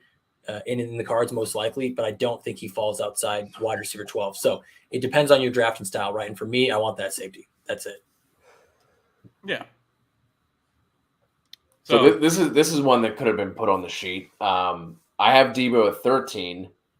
Robbie, you have him at 18, and Kev, you have him at 19. Which is funny because we're all pretty close there, but I think consensus is like what, wide receiver 6? Yeah, so I'm lower on him than consensus, and you guys are way lower on him than consensus. Debo Samuel? Yeah. That Debo. What are we looking at here? I'm looking at I have him at 13. Cody, you have him at 13, and Robbie has him at 15. Well, the Fantasy Pros widget lied to me. Yeah, because I pull up right here. Yeah, I have him at 13. You have him at you have him at 13, and Robbie has him at 15. Okay, so Kevin and I are lower on him consensus, and Robbie's really low on him versus consensus. I just think it's tough with him, right? Because I feel like we could definitely be wrong too on this, because I think it leads to how you feel about Trey Lance being as a passer this year. I think, right, and where you view these guys. Because if Trey Lance can be a much better passer than I think people are expecting from him in this first year that he's going to be the starter, then I think it's great news for a guy like Debo Samuel. But if he's not, and this is going to be a much more run-heavy offense, was I think kind of the thought process behind having him lower, then that's why we are lower on in the consensus. Because consensus, I mean, he's going like what, top 6, top 7, I think, among wide receivers or something like that. And I just can't do it like with that range of outcomes. Like there's so many different range of outcomes for him. And I do think Brandon Ayuk is going to actually be more involved in this offense. He has been getting a ton of like buzz out of camp, and so I just think there's too many. There's a lot of the cliche mouths to feed here with this one. But I also don't think he's going to see as many red zone opportunities or rushing opportunities that he saw last year, almost like 60 carries last year. I don't think that's going to be as much as a factor either this year. So I'm just a little bit lower on him than I think most people are. Not here. You came to the right place, Kev. Yeah, I think there's two things. It's regression in his efficiency, and there's regression in the volume, right? He was 18.2 yards per reception. It's only happened like twice where wide receivers repeat that, and it's Randy Moss, and I'm forgetting the other one. It might have been deep threat for wide receiver for the Eagles. Why am I blanking on his name? Desean Jackson, right? Those are the only 2 players who have ever done it. 6.2 yards per carry, 8 rushing touchdowns on only 59 carries. He's not going to get that rushing touchdown total. He's not going to get the reception yards per reception total. And then he has his complaints about him being a rushing threat. Like I get it, there's the incentives in the contract, so maybe he's close to that. But I think he drops back probably from 59 carries, where they have all these other running backs. They have Tyrion Davis-Price that they added into the mix, right? So most likely all three of those stats aren't being the same, so that efficiency's down. And then like Kev said, Trey Lance is a starter, so we're probably not having the same passing volume. When Trey Lance was a starter, I forget the exact numbers, but they were 26-ish passes per game in his 2 starts. Like, that's going to be bottom of the league. And so he's just not going to get the same volume then. And so if you don't have the same volume, you don't have the same efficiency, you're going to be nowhere near the wide receiver 2, which he was last year. You're probably going to be outside the top 10. And that's why I have him, outside the top 15, because I think all of that's going to happen. I'm definitely going to be one of the lowest on him. I think he's going to be one of the worst draft picks in the first 2 rounds. Boom. Roasted. Moving on to DJ Moore. I'm the lowest here of the bunch. Robbie 14, Cav 17, and I have him at 21. For me, I don't know. I just think this offense could end up being a little bit of a mess. I could see I think Baker is an upgrade over Darnold for sure, but I could also see a case where, with that coach being on a hot seat, if Baker comes out a little bit clunky, I think we could see like a little bit of a back and forth between the 2 quarterbacks. When you look at, do we really see DJ Moore's, like, his touchdowns have been the thing, right? It's really been holding him back from that big breakout season. Did they come this year? I don't know. I'm not going to bank on touchdowns. If McCaffrey stays healthy, I think that pulls away from some of his targets, obviously. So, and it's just kind of with what Kev was saying earlier with some of the running backs. There's just some of the wide receivers above him I just feel a little bit better about in terms of either the offense that they're in, overall target share, maybe even touchdown upside. So that's why I have him down there at 21. Yeah, I think that the touchdowns is why I got more excited for DJ Moore. I felt like he and Terry McLaurin were always these wide receiver 2 guys that we pumped up like they were wide receiver 1s, and they never quite hit that mark. And DJ Moore, 4 touchdowns, 4 touchdowns, 4 touchdowns. What's the one thing Baker actually does pretty well? He has a really good passing TD rate. I think it's 4.8 for his career. Sam Darnold doesn't come anywhere close to that. He's below average at 4.0. And then Teddy Bridgewater, the year he was with the Panthers, was at like 3%. Like they just didn't throw touchdowns for those quarterbacks. And now we bring in Baker. If there's one thing he can help him with, it is that touchdown total. So if that jumps to 6 or 7, I definitely think that bumps him from this middling wide receiver 2 or low end. He's probably been finishing on points per game as a low end wide receiver 2 into more of this high end wide receiver 2. And that's why I have him right there. I think I have him at 14 for me. Yeah.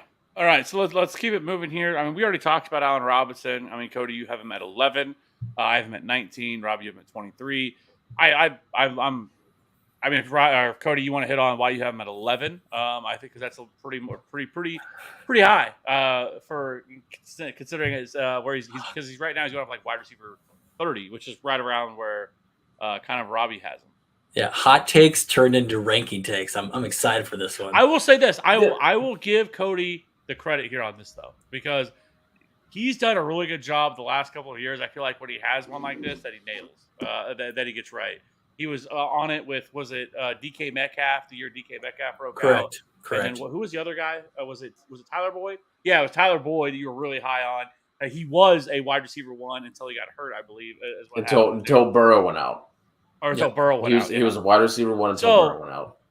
And to be fair, Allen Robinson at wide receiver 11 is not hot. I mean, he's been a wide receiver 1 in his career. So there's nothing hot about having him as a wide receiver 1. Well, Go ahead.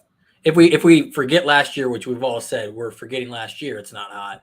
A lot of drafters are remembering last year.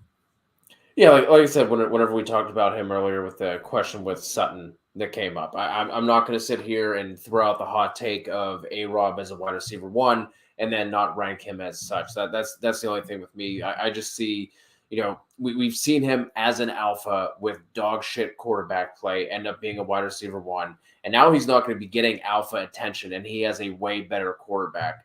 The reports, again, coming training camp dialed in. We already had the Rams episode. That is something that his name is escaping me. Gilbert Monzano, I think his name was. Yeah. He was the Chargers guy last year. Now he's with the Rams. That is the one thing that he talked about. He said the first week that Stafford was kind of forcing it to him just to kind of see, get a feel for A-Rob as a player.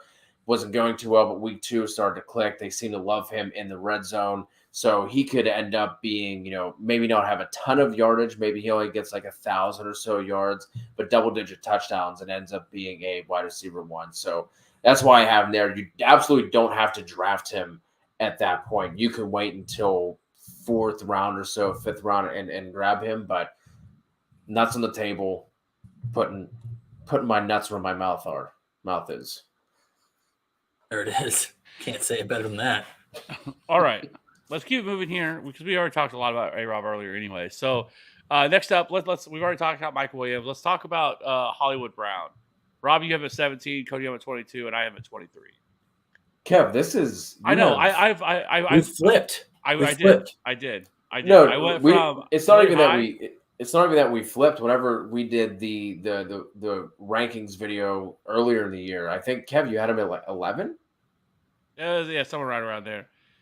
It's the more that I've looked into him and the more that I've kind of looked at the situation and done a little more fact checking on myself. Like I am nervous that he's not going to see, even through the first 6 weeks, that he's going to see some big target bump, even with DeAndre Hopkins out. And then once DeAndre Hopkins comes back, just because Cliff Kingsbury is a really terrible, I think, head coach. I think he is a fake sharp, as they say. And so I don't mind taking him, but I don't think that he is going to see some massive target bump over this first 6 weeks. And when DeAndre Hopkins comes back, it's just going to be another alpha in this offense. And I guess that implies that I'm calling Hollywood Brown an alpha when I'm not. But he's likely going to be the leading target getter over the first 6 weeks. But I don't think it's going to be some massive bump where he's seeing like 10 plus targets a game and everything else. And so I've just kind of dropped him down a little bit here in the rankings. There's other players that I just feel a little bit more confident about, and I really have no idea how they're going to use Hollywood Brown. And yes, I know they have the hashtag shower narrative of former college teammates, and stuff like that. But shower narrative. Yeah, I haven't heard it that way, but okay, I'm in. Shout out to Adam Levitan. Yeah, there it is. Which that has to be better than the breakfast narrative, right? The shower narrative has to be ranked above breakfast. Yeah, I think so. Yes. Right. Yes. Yeah, I kind of flipped because I've never been a big Hollywood guy, but I think if you take last year, right, the Ravens finally stepped up because they had to, right? Every single running back on the roster got hurt, and they had to throw it over 550 times. And we saw what he could do when he gets a volume of a team that throws over 550 times. You know what the Cardinals do? They throw even more than that. I have him projected for about 585. I think he's going to be that alpha. And when DeAndre Hopkins comes back, I think who said it in the chat here, Walito, DeAndre Hopkins is not going to be that alpha anymore. I think we're going to see Hollywood get the down the field targets. And I do think we see him continue with that volume. Now the target share probably takes a little bit of a dip, but I think it just really just eliminates whatever AJ Green has.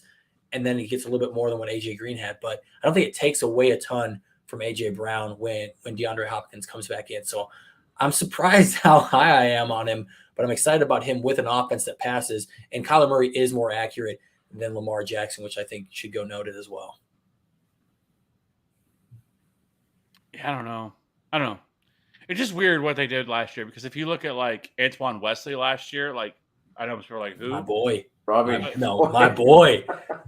Antoine Wesley, let's go. Dude, I played a lot of him in DFS because he was like Nutman or something like that. Where's David Berg when I need him? And he came through. But he started I don't know. Anyways, so that's just where I'm just a little bit lower on him, I think, than what I initially was. And I still think he'll be fine. I think if you can get him as your wide receiver 2, wide receiver 3, probably wide receiver 3 is what I'd prefer. Then I think he's totally fine at where he's going. Next up, Darnold Mooney. Me and Cody have him at 16. Robbie did just the fucking disrespect, okay, of Darnold Mooney at wide receiver 30. Tell me why. Why? This ain't offense. Nothing but Get a it. party. Get it, Kev? Tell me why. Oh, we missed that one. That was We missed that one. That was rough. That's okay. That's okay. Hey, the problem is this offense is going to be so bad. Like I'm just convinced. Like we haven't seen any reason to think it's going to be more successful. That line is horrendous, and so Mooney's going to get the volume, but I don't think he sees. It's almost going to be the DJ Moore, right, where he gets a ton of volume but no touchdowns, so he finishes as this low end wide receiver 2, right? Maybe high end flex, and so that's my argument is that there's just going to be no upside for touchdowns with him. He's going to have probably 4 at the end of the year, and he's going to get 130 targets, but the efficiency is going to be low because Justin Fields was not throwing down the field to him that we thought he could with Darnold Mooney. Like he should be going, 14 yards a clip, 13 and a half yards a clip, and he's just a little bit under that. So I think Mooney's going to be fine as a flex, but I'm not going in where I think he's going above that in ADP and definitely not where you two have him. There's just not a lot of excitement with that offense.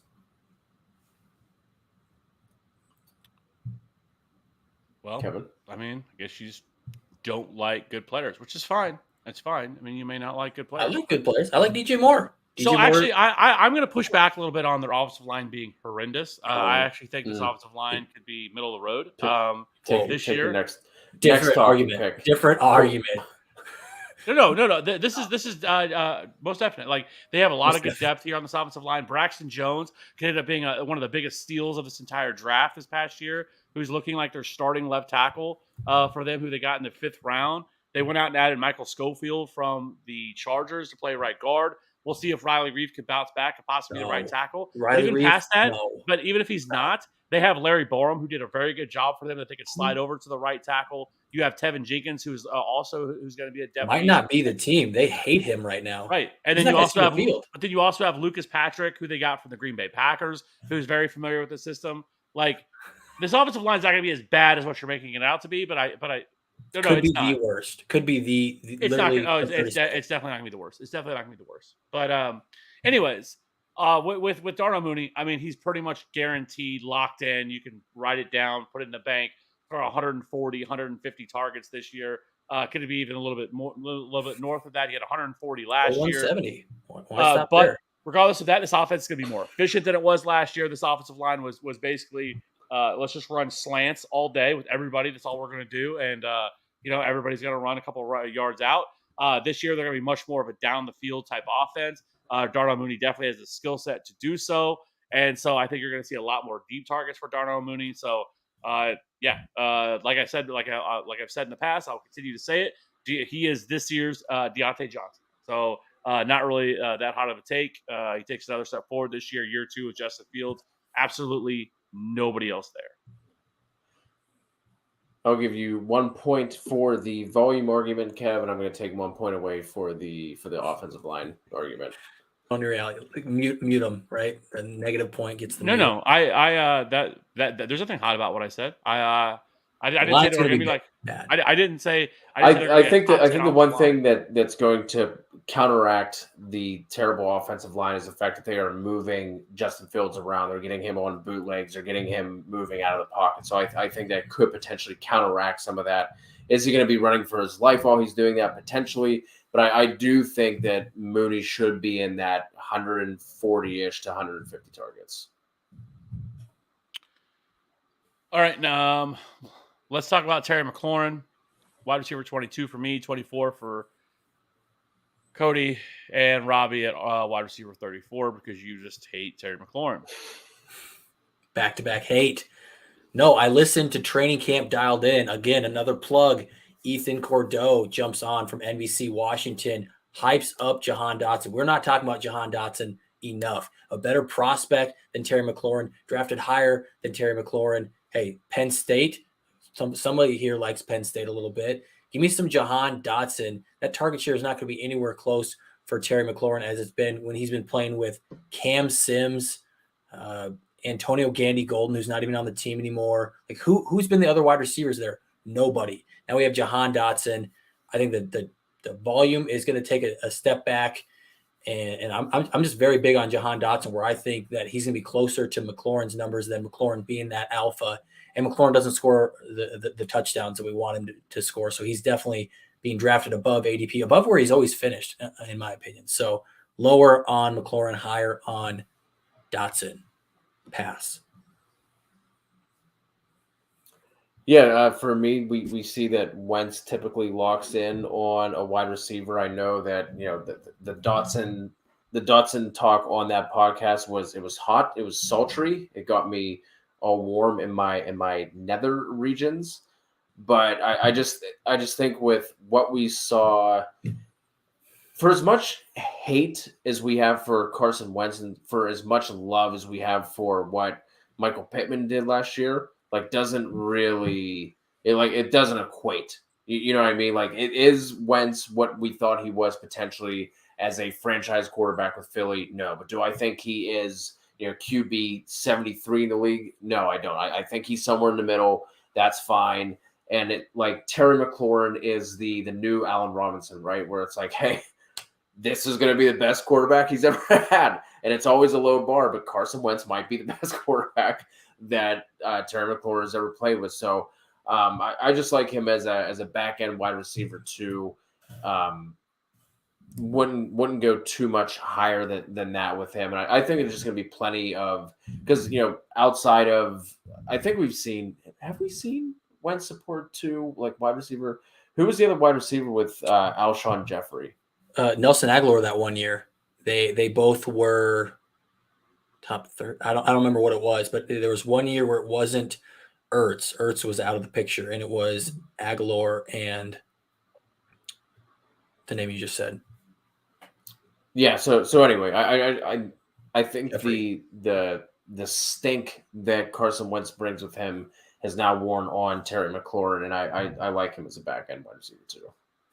But that's the problem for me is that without Jahan Dotson here, like I honestly, who was the other starting wide receivers last year? I don't remember.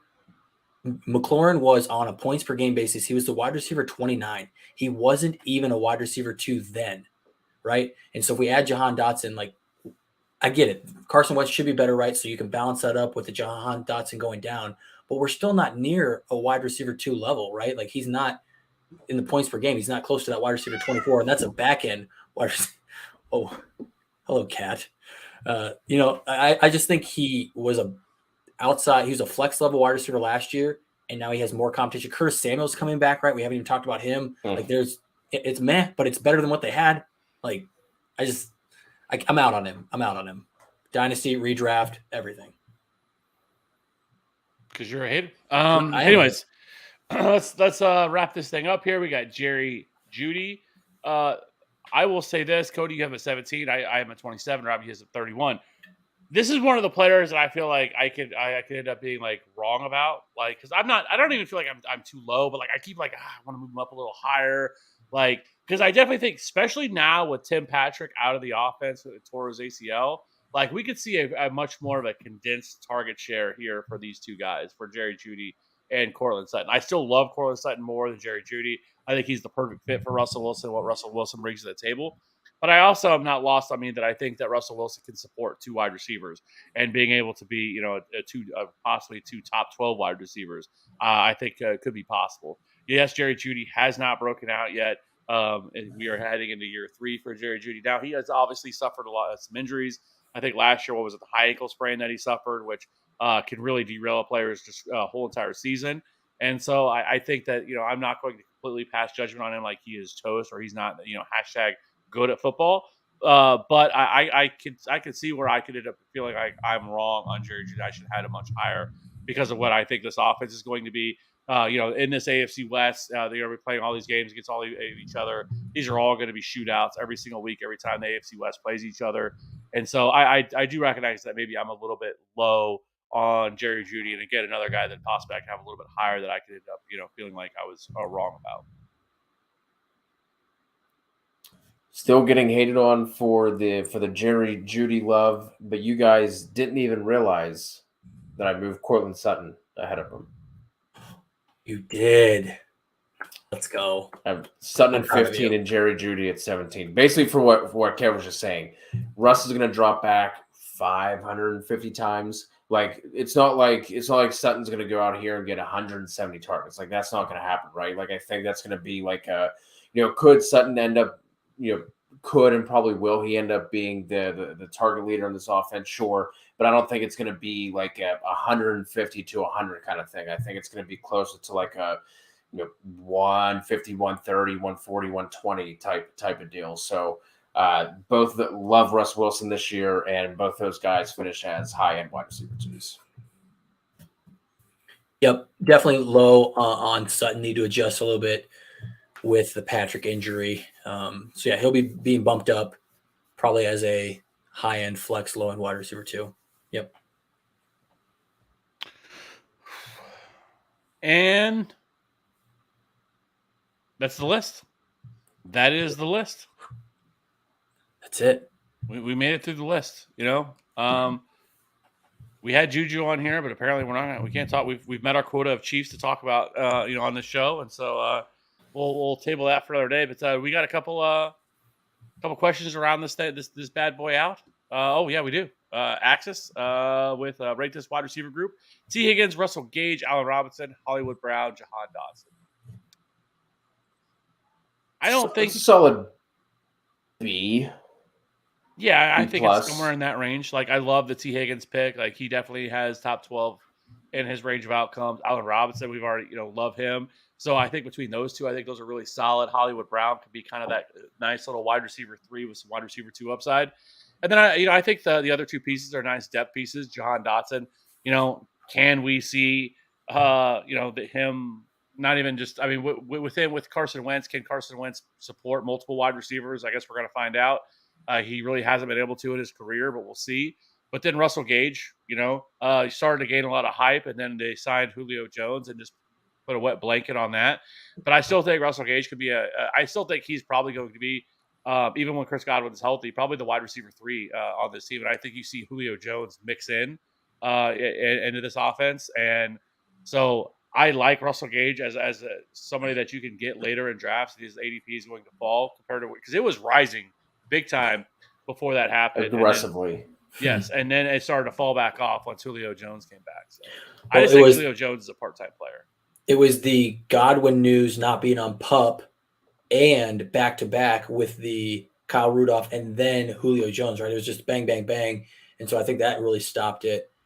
So Kev, kind of heard your thoughts. Cody, I'd like to hear your thoughts because I feel like the fantasy industry is really split on this. Some people, our guy Debro is very, Julio Jones still has it. He is going to be a guy. He's going to be with or above Gage. And I'm not there. I think kind of more along Kev's line of thinking where I think he's more of a part-time player. Hasn't really shown he can stay healthy the past 3 seasons now. So there's that piece of it. But then Gage just does different stuff than Julio anyways, where Julio is going to be more on that boundary going down the field. And so I don't know if they're really competing for the same type of targets anyways with Tom Brady. So yeah, I'm not really worried about Gage with Julio being added. Yeah, no, I don't have anything else to add. I don't think doesn't seem like Julio is dust, but I don't think we should be expecting him to be a full-time player either. This one from Mark: Sutton or Mike Williams? Sutton. Sutton for me as well. When should the playoffs start in a 4-week schedule format? A 4-week. Week Yes, 13? 13, 14, 15. No, it'd be 14, 15, 16, 17. I think you're okay. Yeah, I forgot. Yeah, 17 weeks. Yeah. Right. Yeah, that's fair. Week 14. Yeah, because The correct answer is so that it's not week 18. Yeah, because that is whatever you got to do. Walito is DJ Nation Pod officially back on. I don't want to say officially because I haven't talked to Maddie since the last time we talked about it, and that's when we decided to bring it back. But yes, we are tentatively scheduled to return on next Thursday. We should be going live at this time. Robbie, this one's for you from Bobby. Thoughts on Tolbert? Just the Cowboys wide receiver too. Yeah, Bobby John. No, this isn't Mike Tolbert. Oh, Mike Tolbert. What a throwback, baby. What a throwback there. Thank you for bringing that to the table. Bishop Sankey and Mike Tolbert in the same pod. We should have to bring up at least who brought you to a championship in 2014. We'll have one of those questions at the start. Jeremy Hill? Jeremy Hill. Oh, you'll never let go. Oh, I will not. Where's your Titanic? Me and old Jay Hill. That is a Super Bowl champion, Jeremy Hill, to you, by the way. Is he? Yeah, he won a championship with the Patriots. Remember, he played the first couple of weeks, then he got hurt. No, I don't. Don't remember that at all. Anyway, bitch. Jalen Tolbert. Yeah, the Cowboys offense is one that throws a ton, 37 times a game.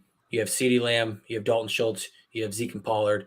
There's going to be more targets to go around, and Tolbert, especially with Washington being out for 6 to 8 weeks, it's going to be Tolbert. He's been running with the ones. He's going to be that next man up. You can probably expect 90 to 100 targets, assuming Michael Gallup doesn't start the year or isn't back in the first 2 or 3 weeks. He's definitely a fantastic later round grab. Got our first one from Twitch on here. Squidge Giant Chode. 8th pick in a 12-man. First pick is so scary. Thing to go RB unless JJ falls. He shouldn't. I mean, if he does, you're absolutely smashing that at 8. But I would not be expecting that. Hoping for Dalvin, then Kamara or Saquon on the turn. Kev, you were talking about at the 10 spot, kind of going RB there with Swift and Fournette, Swift, Aaron Jones, something like that. Do you feel the same way at the 8 pick? Yeah, I think it really comes down to those really like I think it's between like I said, Justin Jefferson and Cooper Kupp. If either one of those are gone, which they're likely going to be by the 8th pick, then yes, I think going with if Dalvin is there, I really don't mind that whatsoever. Like I've said with DeAndre Swift, Saquon, all of those guys, I think are being undervalued, and I like coming away with that. I think that could end up being, really just a path to being on your way to an excellent draft that could definitely win you your league with those running backs right there. So yes, I don't mind doing it. I'm a little bit more of a hero RB, where maybe depending on what wide receiver would still be on the board at that point, because let's say a Stephon Diggs were to fall into the second round at that point, where maybe you go Dalvin, and then if he is available, somebody like Steph Diggs is there, I would do that. Yeah, I agree. And if you do go RB, I'm ignoring the position until round 8, 9 or so, whenever Nyheim Hines, Chase Edmonds, that kind of range. Correct. Yeah, especially if you start 3 wide receivers in the league. Yes. Correct. Yeah. Riley VIP, 3 wide receiver league and a flex full PPR should be fine going 2 wide receivers in the first 2 picks and at the 9 pick. So we're just going on down the line here. We've done 8, 9, and 10 here. Yeah, I think there's running backs that are around in that range, right? Like Leonard Fournette is going at the 2-3 turn, so you possibly could maybe get him somewhere in that range. Depending on James Conner, I think is a guy you could go in the 3rd round and get. If you want to reach a little bit on somebody like a Travis Etienne or a Breece Hall, both of those names would be there in the 3rd round. So I don't mind going 2 wide receivers, back to back, with those picks. I really don't mind that either. I think there's enough running backs that are going a little bit later. It just really would depend on, I guess, at that point, how many running backs have flown off the board by that time to feel like where you're going to stand. Because I know that there's still a lot of people that try to peddle the narrative of you have to pound running back early as quickly and as much as you can early, which I think is just a terrible draft strategy more often than not, because there's so much volatility at the running back position. I'd rather try to get 1, in the first 3 rounds versus going, 3 in the first 3 rounds. Yeah, I'm gonna say one thing you can do, Riley, is kind of look at each round, find ADP on whatever site you're drafting at, and mark off 1 through 12, 13 through 24, 25 through 36, etc. And just mark how many wide receivers versus how many running backs you like in that range. That'll help you figure out what you should maybe do in each round, right? If you like 3 or 4 running backs in one round, you only like 1 wide receiver, you're probably going to want to go running back in that round, unless that 1 wide receiver stands out to you. So I think that's one helpful tip. 2, I really like the wide receivers actually in the 3rd round. We have Pittman, who we are all super high on. He's going there at 37 overall. He's a guy that we could all be in on. And then DJ Moore for me also going at 42, so a little bit later. So I don't think you have to go 2 wide receivers. I think you can lock up your anchor RB, if you will, with one of those first 2 picks. Nail wide receiver, your round 3, 4, and then keep going there with running back after that. So Because one thing that I do like though, would be going with like a running back in the first, like again Dalvin, Najee if they're there, or one of the other running backs we've already talked about. Mixon, but in the second round, I really like getting CeeDee Lamb in the second because like he is one of those players that has that dark horse like wide receiver one upside. Like he has that path, right? Because to be able to get there, you have to have some crazy target share to be able to get to that point. So I kind of like that going that route as well, and especially in the back half. So I like that. So Mark, rank these running backs: Saquon, Aaron Jones, Javonte, and Chubb. Ooh. This is Saquon, Javonte, Aaron Jones, and then Chubb for me. I think that's how I have it too. Saquon, Aaron Jones, Javonte, Chubb. I think I have it. Yeah, exactly how he has him. Bobby J, Josh Allen, Taylor, CMC, Cup, JJ. There's no way it's he's making that up. No, he's making that up. Bobby John, don't pull that one on us. Not falling for that. Not falling for no banana in my tailpipe. Got Bateman as a keeper. 13th. Should I look to prioritize Lamar as my QB or not necessary? So for the first one, I'm not going to reach on Lamar just to try and get that stack. We've talked about this a bunch. We've talked about this since the NFL draft that passing volume for the Baltimore offense is coming down.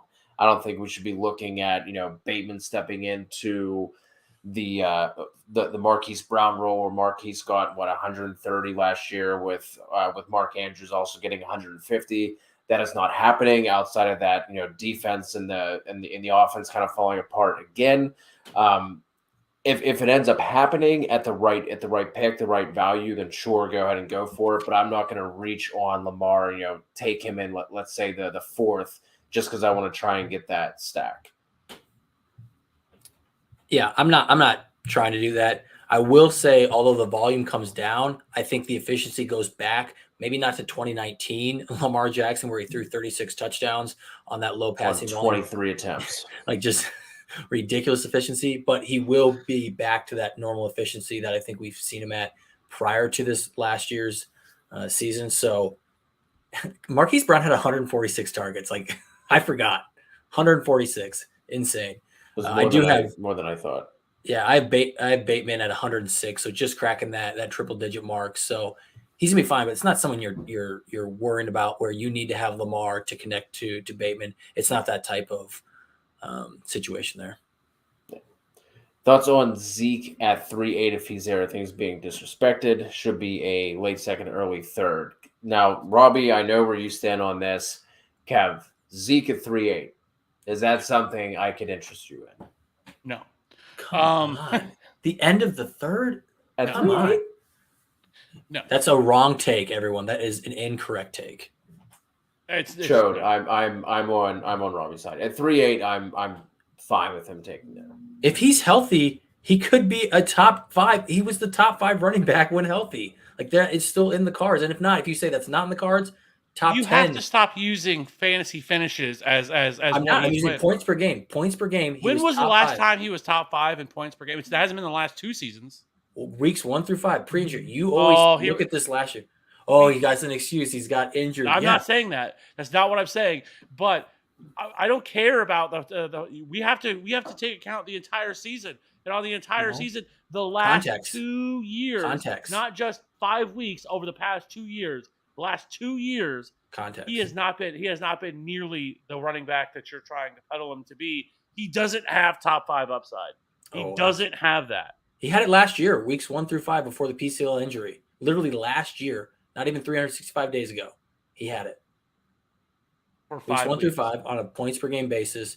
You go back to the 2020 season when he had Dak, top 5 running back. So you say, hey, that's out of the cards. And how? And those 5 weeks, how did he get there? What could it be? The 6 touchdowns that he scored over those first couple of weeks. Do we think the Dallas offense is going to be bad? There's a scenario where it's not nearly as good as you think that it is. There's a lot of volatility here. One, this offensive line. I don't think a lot of people have talked about this offensive line. This offensive line could definitely be a house of cards that collapses to be a terrible offensive line this year. Like it's not hard to see if one even 2 injuries occur that this offensive line, they don't have If depth. injuries occur. Is Tyron Smith, is he somebody that stays healthy? Is he somebody that over the last couple of years that has been a model of health of consistency here in terms of health? Was hurt the last 2 years. That's what I'm saying. They just lost Leo Collins. He didn't start 2020 season when Zeke came off to a top 5 finish until Dak got hurt. You know what I'm saying? Like, you're giving me stuff that's already happened. I know. I get it. You're low on it, but here's the thing. If you're getting Zeke in the back of the third, that is fantastic value. The other running backs in there do not have that same type of safety, because even when Zeke was bad, even with a bad Zeke. James Conner doesn't. James Conner's going right around that range. James Conner definitely does. James Conner legit has the top 5 ceiling because he just did it last year. And is he scoring 16 What do you have? 16 touchdowns? Is he scoring? He's going to have a lot more volume this year. Far more volume than what he had last year. Cam Akers can definitely get there. Yeah, I'll take Zeke over both those players. Well, we're going to find out. I would much rather have Travis Etienne. I would much rather have Elijah Mitchell. I would much rather have Breece Hall. Travis Etienne. All of those running backs I would prefer all day over Zeke. And Zeke is starting to rise, just like I thought he would. He is just now like we all thought, because people are low on him until they realize, oh yeah, he's the Cowboys starting running back. The casuals have come in and started taking him based off name. The casuals, don't diss the general fan, Kev. Cody, break the difference. Like, maybe give your thoughts there. He already said. I already did. You weren't paying attention because you're so heated that you can't hear. I talked before you talked. Yeah, no, you said, yep, he's good there. Didn't know if you had further thoughts on Zeke, or if it's just he's good there. No, I think he's rising for me a little bit. I think I have him at, I want to say like RB16. I think RB15, RB16. I think out of the names that Kevin just rattled through, I think Akers is the only one that I have above him. I think. Let me ask this. So we don't have a bet. We need that. We damn sure need a Zeke bet if we don't have one. I'll do Zeke. So let's say Zeke at 20. You have him at 12, so you have him as a top 12 running back, and you have him at 20, so you have him low end. Go 15. You're not going to try to goat me on this one. So you think he's going to finish at RB1? You think he's going to finish at 20? Let's break the middle. The middle would be running back 16. Absolutely not. That's the middle. No. Is that not fair? Either in the chat, guys in the chat, is Kev hedging? You routinely said, is Kev hedging on his bet? He has him. I am not hedging whatsoever. Running back 20, but I have very little wiggle room. You have all you can rank him wherever you want. You can rank him higher. I have him at 20. He's not changing from there. Okay, so I'm at 12. Right in the middle is running back 16. That's middle of both of us. What? That seems fair. Cody, people in the chat? No, I will not. I won't take the bet. Running back 15. I'll even give you a spot. No, you have him as a top 12. You think he's going to be a top 12? Yeah, but you can't keep saying that he has him a top 12 if you're not going to move him from 20 and you don't want to. He's not giving me any wiggle room. If I have him at 12, let's do top 15. Let's do top 15. I'm fair with that. You're not giving me any wiggle room. You have him at top 12. I have him at 12. Like, whoa.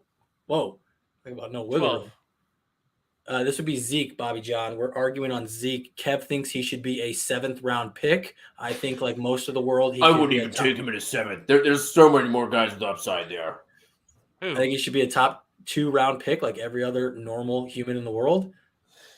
Zeke, top 15 running back. There are very few players that I am more excited about to see how this turns out than Zeke Elliott this year. I am super excited to see how this entire, and I'm waiting because I feel like through the first couple of weeks, like things are going to be going well, and like there's going to be a lot of victory lapping. But like we're gonna wait out for the whole year, and I think we're going to find that one of us is going to be right. That's probably going to happen. I would assume one of us will be right. Hot take. If you go RB and Mark Andrews falls in the 3rd, would you take him or go wide receiver there instead? Yeah, I personally am fading. Mark Andrews is the early round tight end that I am fading, so I would go wide receiver. I think in the 3rd he's fine, especially considering he's going like back end of the 2nd now. So if you're a Mark Andrews fan and you want to take him, go ahead. I would wait 3 to 4 rounds and take Dalton Schultz, and if I miss out on Dalton Schultz, that I'm going to wait until the mid rounds and take somebody like Irv Smith, Alberto, that type of tight end.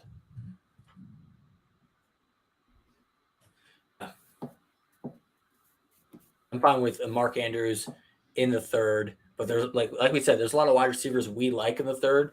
So I'm definitely not married to, hey, you have to take Mark Andrews because he's there. Pity City in the third. Just lock that pick in.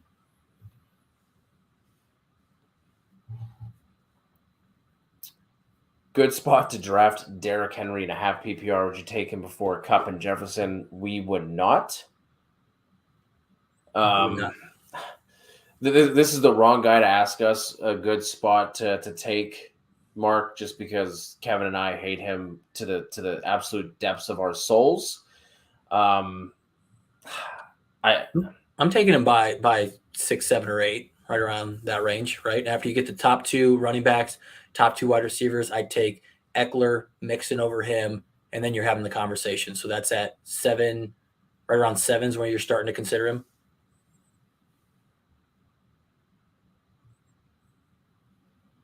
For me, I wouldn't start to consider him until like the 1-2 turn. He's going to be gone before then, so I'm not going to have to worry about it. Yep.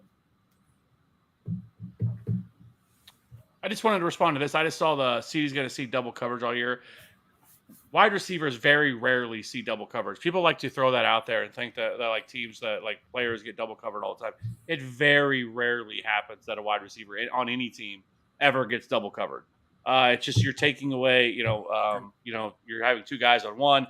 You're just going to leave so much more open for other players. It just very, very rarely happens. It might happen on a play or 2, but it's not something that happens for an entire game. It happens I think it's less than like 15% of snaps or something like that any single player could possibly see double coverage. It's just not something that happens very often. It's just kind of one of those things that people like to throw out there that think that it is real, and it's not.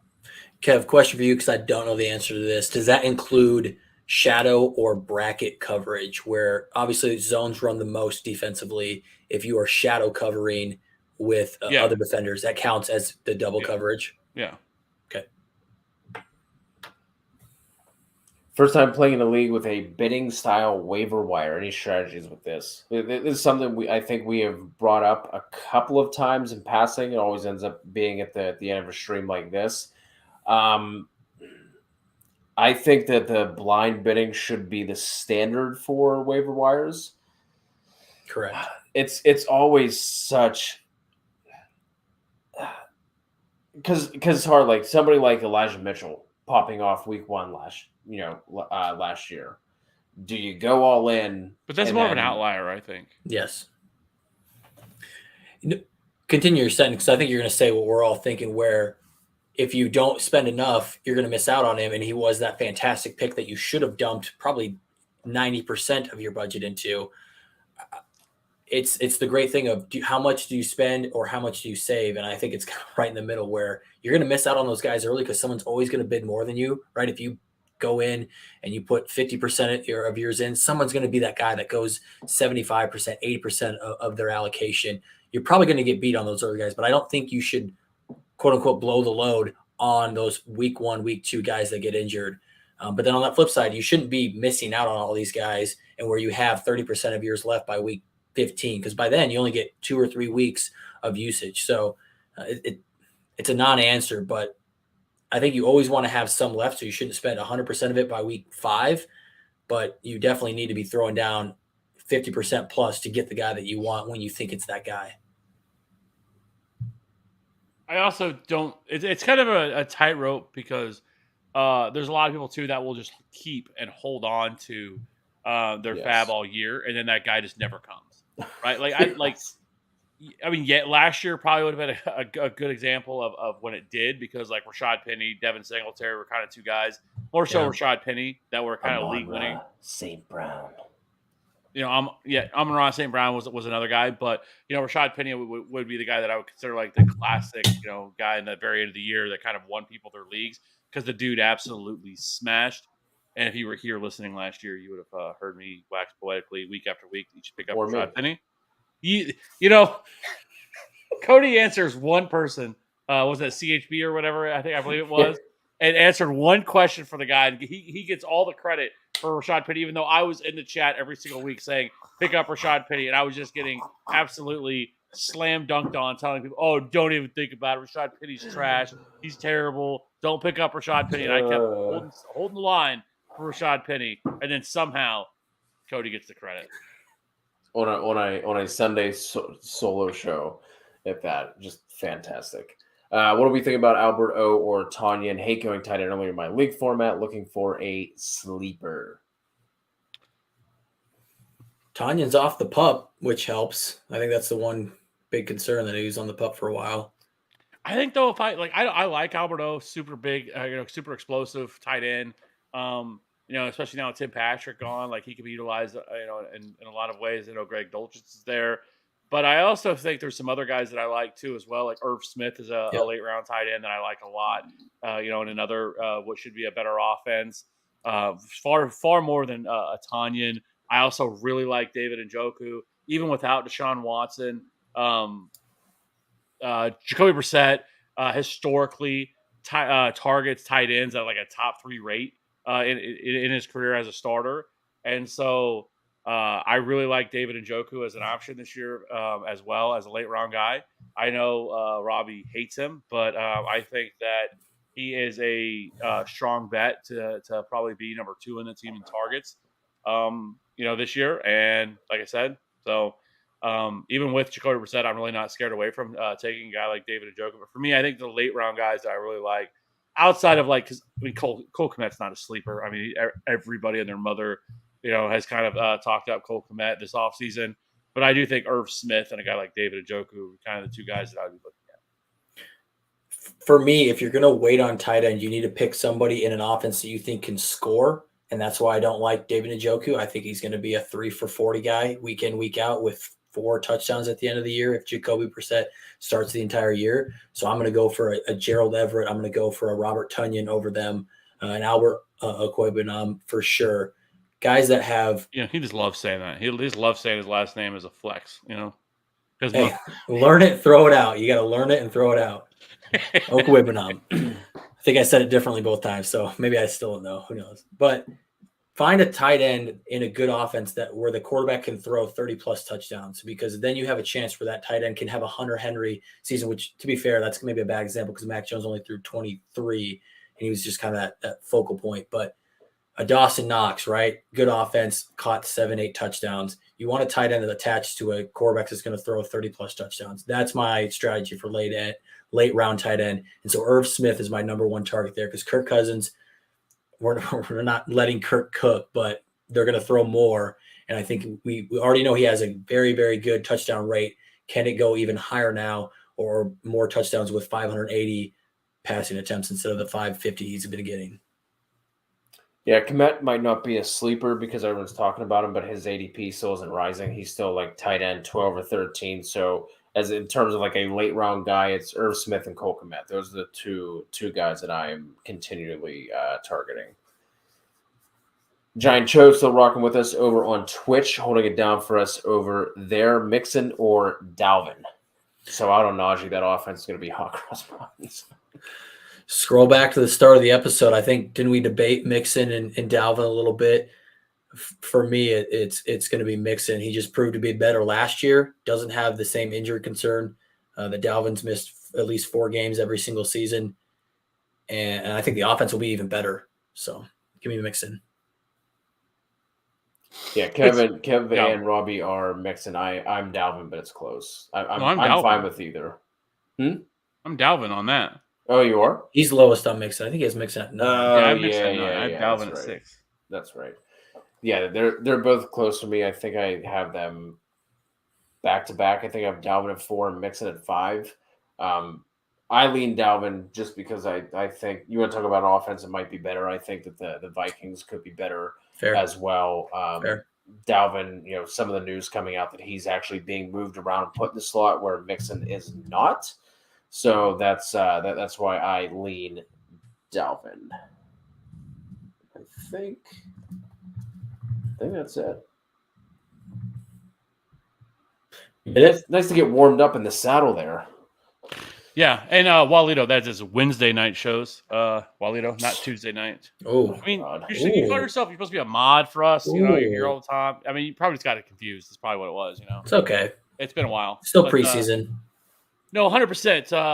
The Start Sit shows are my absolute favorite, probably show of the week to do on Wednesday nights, where we sit here like tonight and answer 70 million questions, Start Sit questions, which love doing it. It's favorite show to do of the week. So basically, you are new here. Usually Sunday nights we go live right around halftime of the Sunday night game. We go through and we talk all the waivers for that week. Well, first start Sunday morning. Oh, well, Yeah. I was going to, because it's still in the new week, at that point. So we're at waiver wire, and then we usually do our rankings. We record those Tuesday night, and we put those out Wednesday for running back and wide receiver rankings for the week. And then Wednesday night, we go live for the Start Sit show for Wednesday night. Thursday night is DFS night. That is where we do our DFS DGen Nation pod with me and Matty D. And we'll be having guests on like Derek Brown from Fantasy Pros. We'll have Ryan Williams on from FanDuel. And we'll have some other guys come on probably, if we get a chance. That's Thursday night. And then Friday night is Prop Talk. Or do you guys do it Saturday night? You guys doing it Friday or Saturday night this year? Depends on the week. It's a good question that we'll answer. I think we were doing it. I think we were doing it Friday. We were doing it Saturday. Yeah, I think because typically some of the lines don't come out until later in the week. So Saturday. Yeah, Saturday nights for props. So Saturday night is Prop Talk night. Him and Tom Corson go on and do all the props, which is a fun show. And then because we have Walito come in and just has like 70,000 props that he lists for the week. Hey, love to see it. And then Sunday mornings we go live for another Start Sit show to get you ready for the week that is for that week on Sunday mornings. So we go live 3-4 times a week, every single week, and then we have some other content that we put out. So, and if not, be sure to jump into our Discord, absolutely free, costs you absolutely nothing. We can drop a link in here or any of our other standalone videos. There is a link there. Click that, boom, absolutely free. You're in.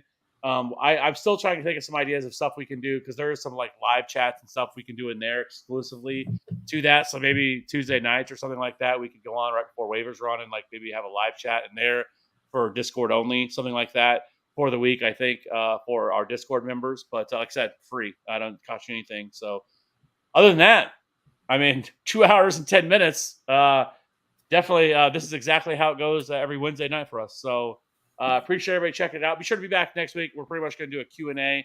Going to talk through a lot of stuff, maybe have some fun, some other stuff planned or something like that. But for the next 2 weeks, biggest draft season of the year, or biggest weeks of the draft season, the next 2 weeks. So let's get it locked in. We're here to win fantasy championship, boys and girls, and we will catch you, who knows, very soon for our next video. So you guys have a good night. Zeke is dust, and we'll see you on the next one. Bye.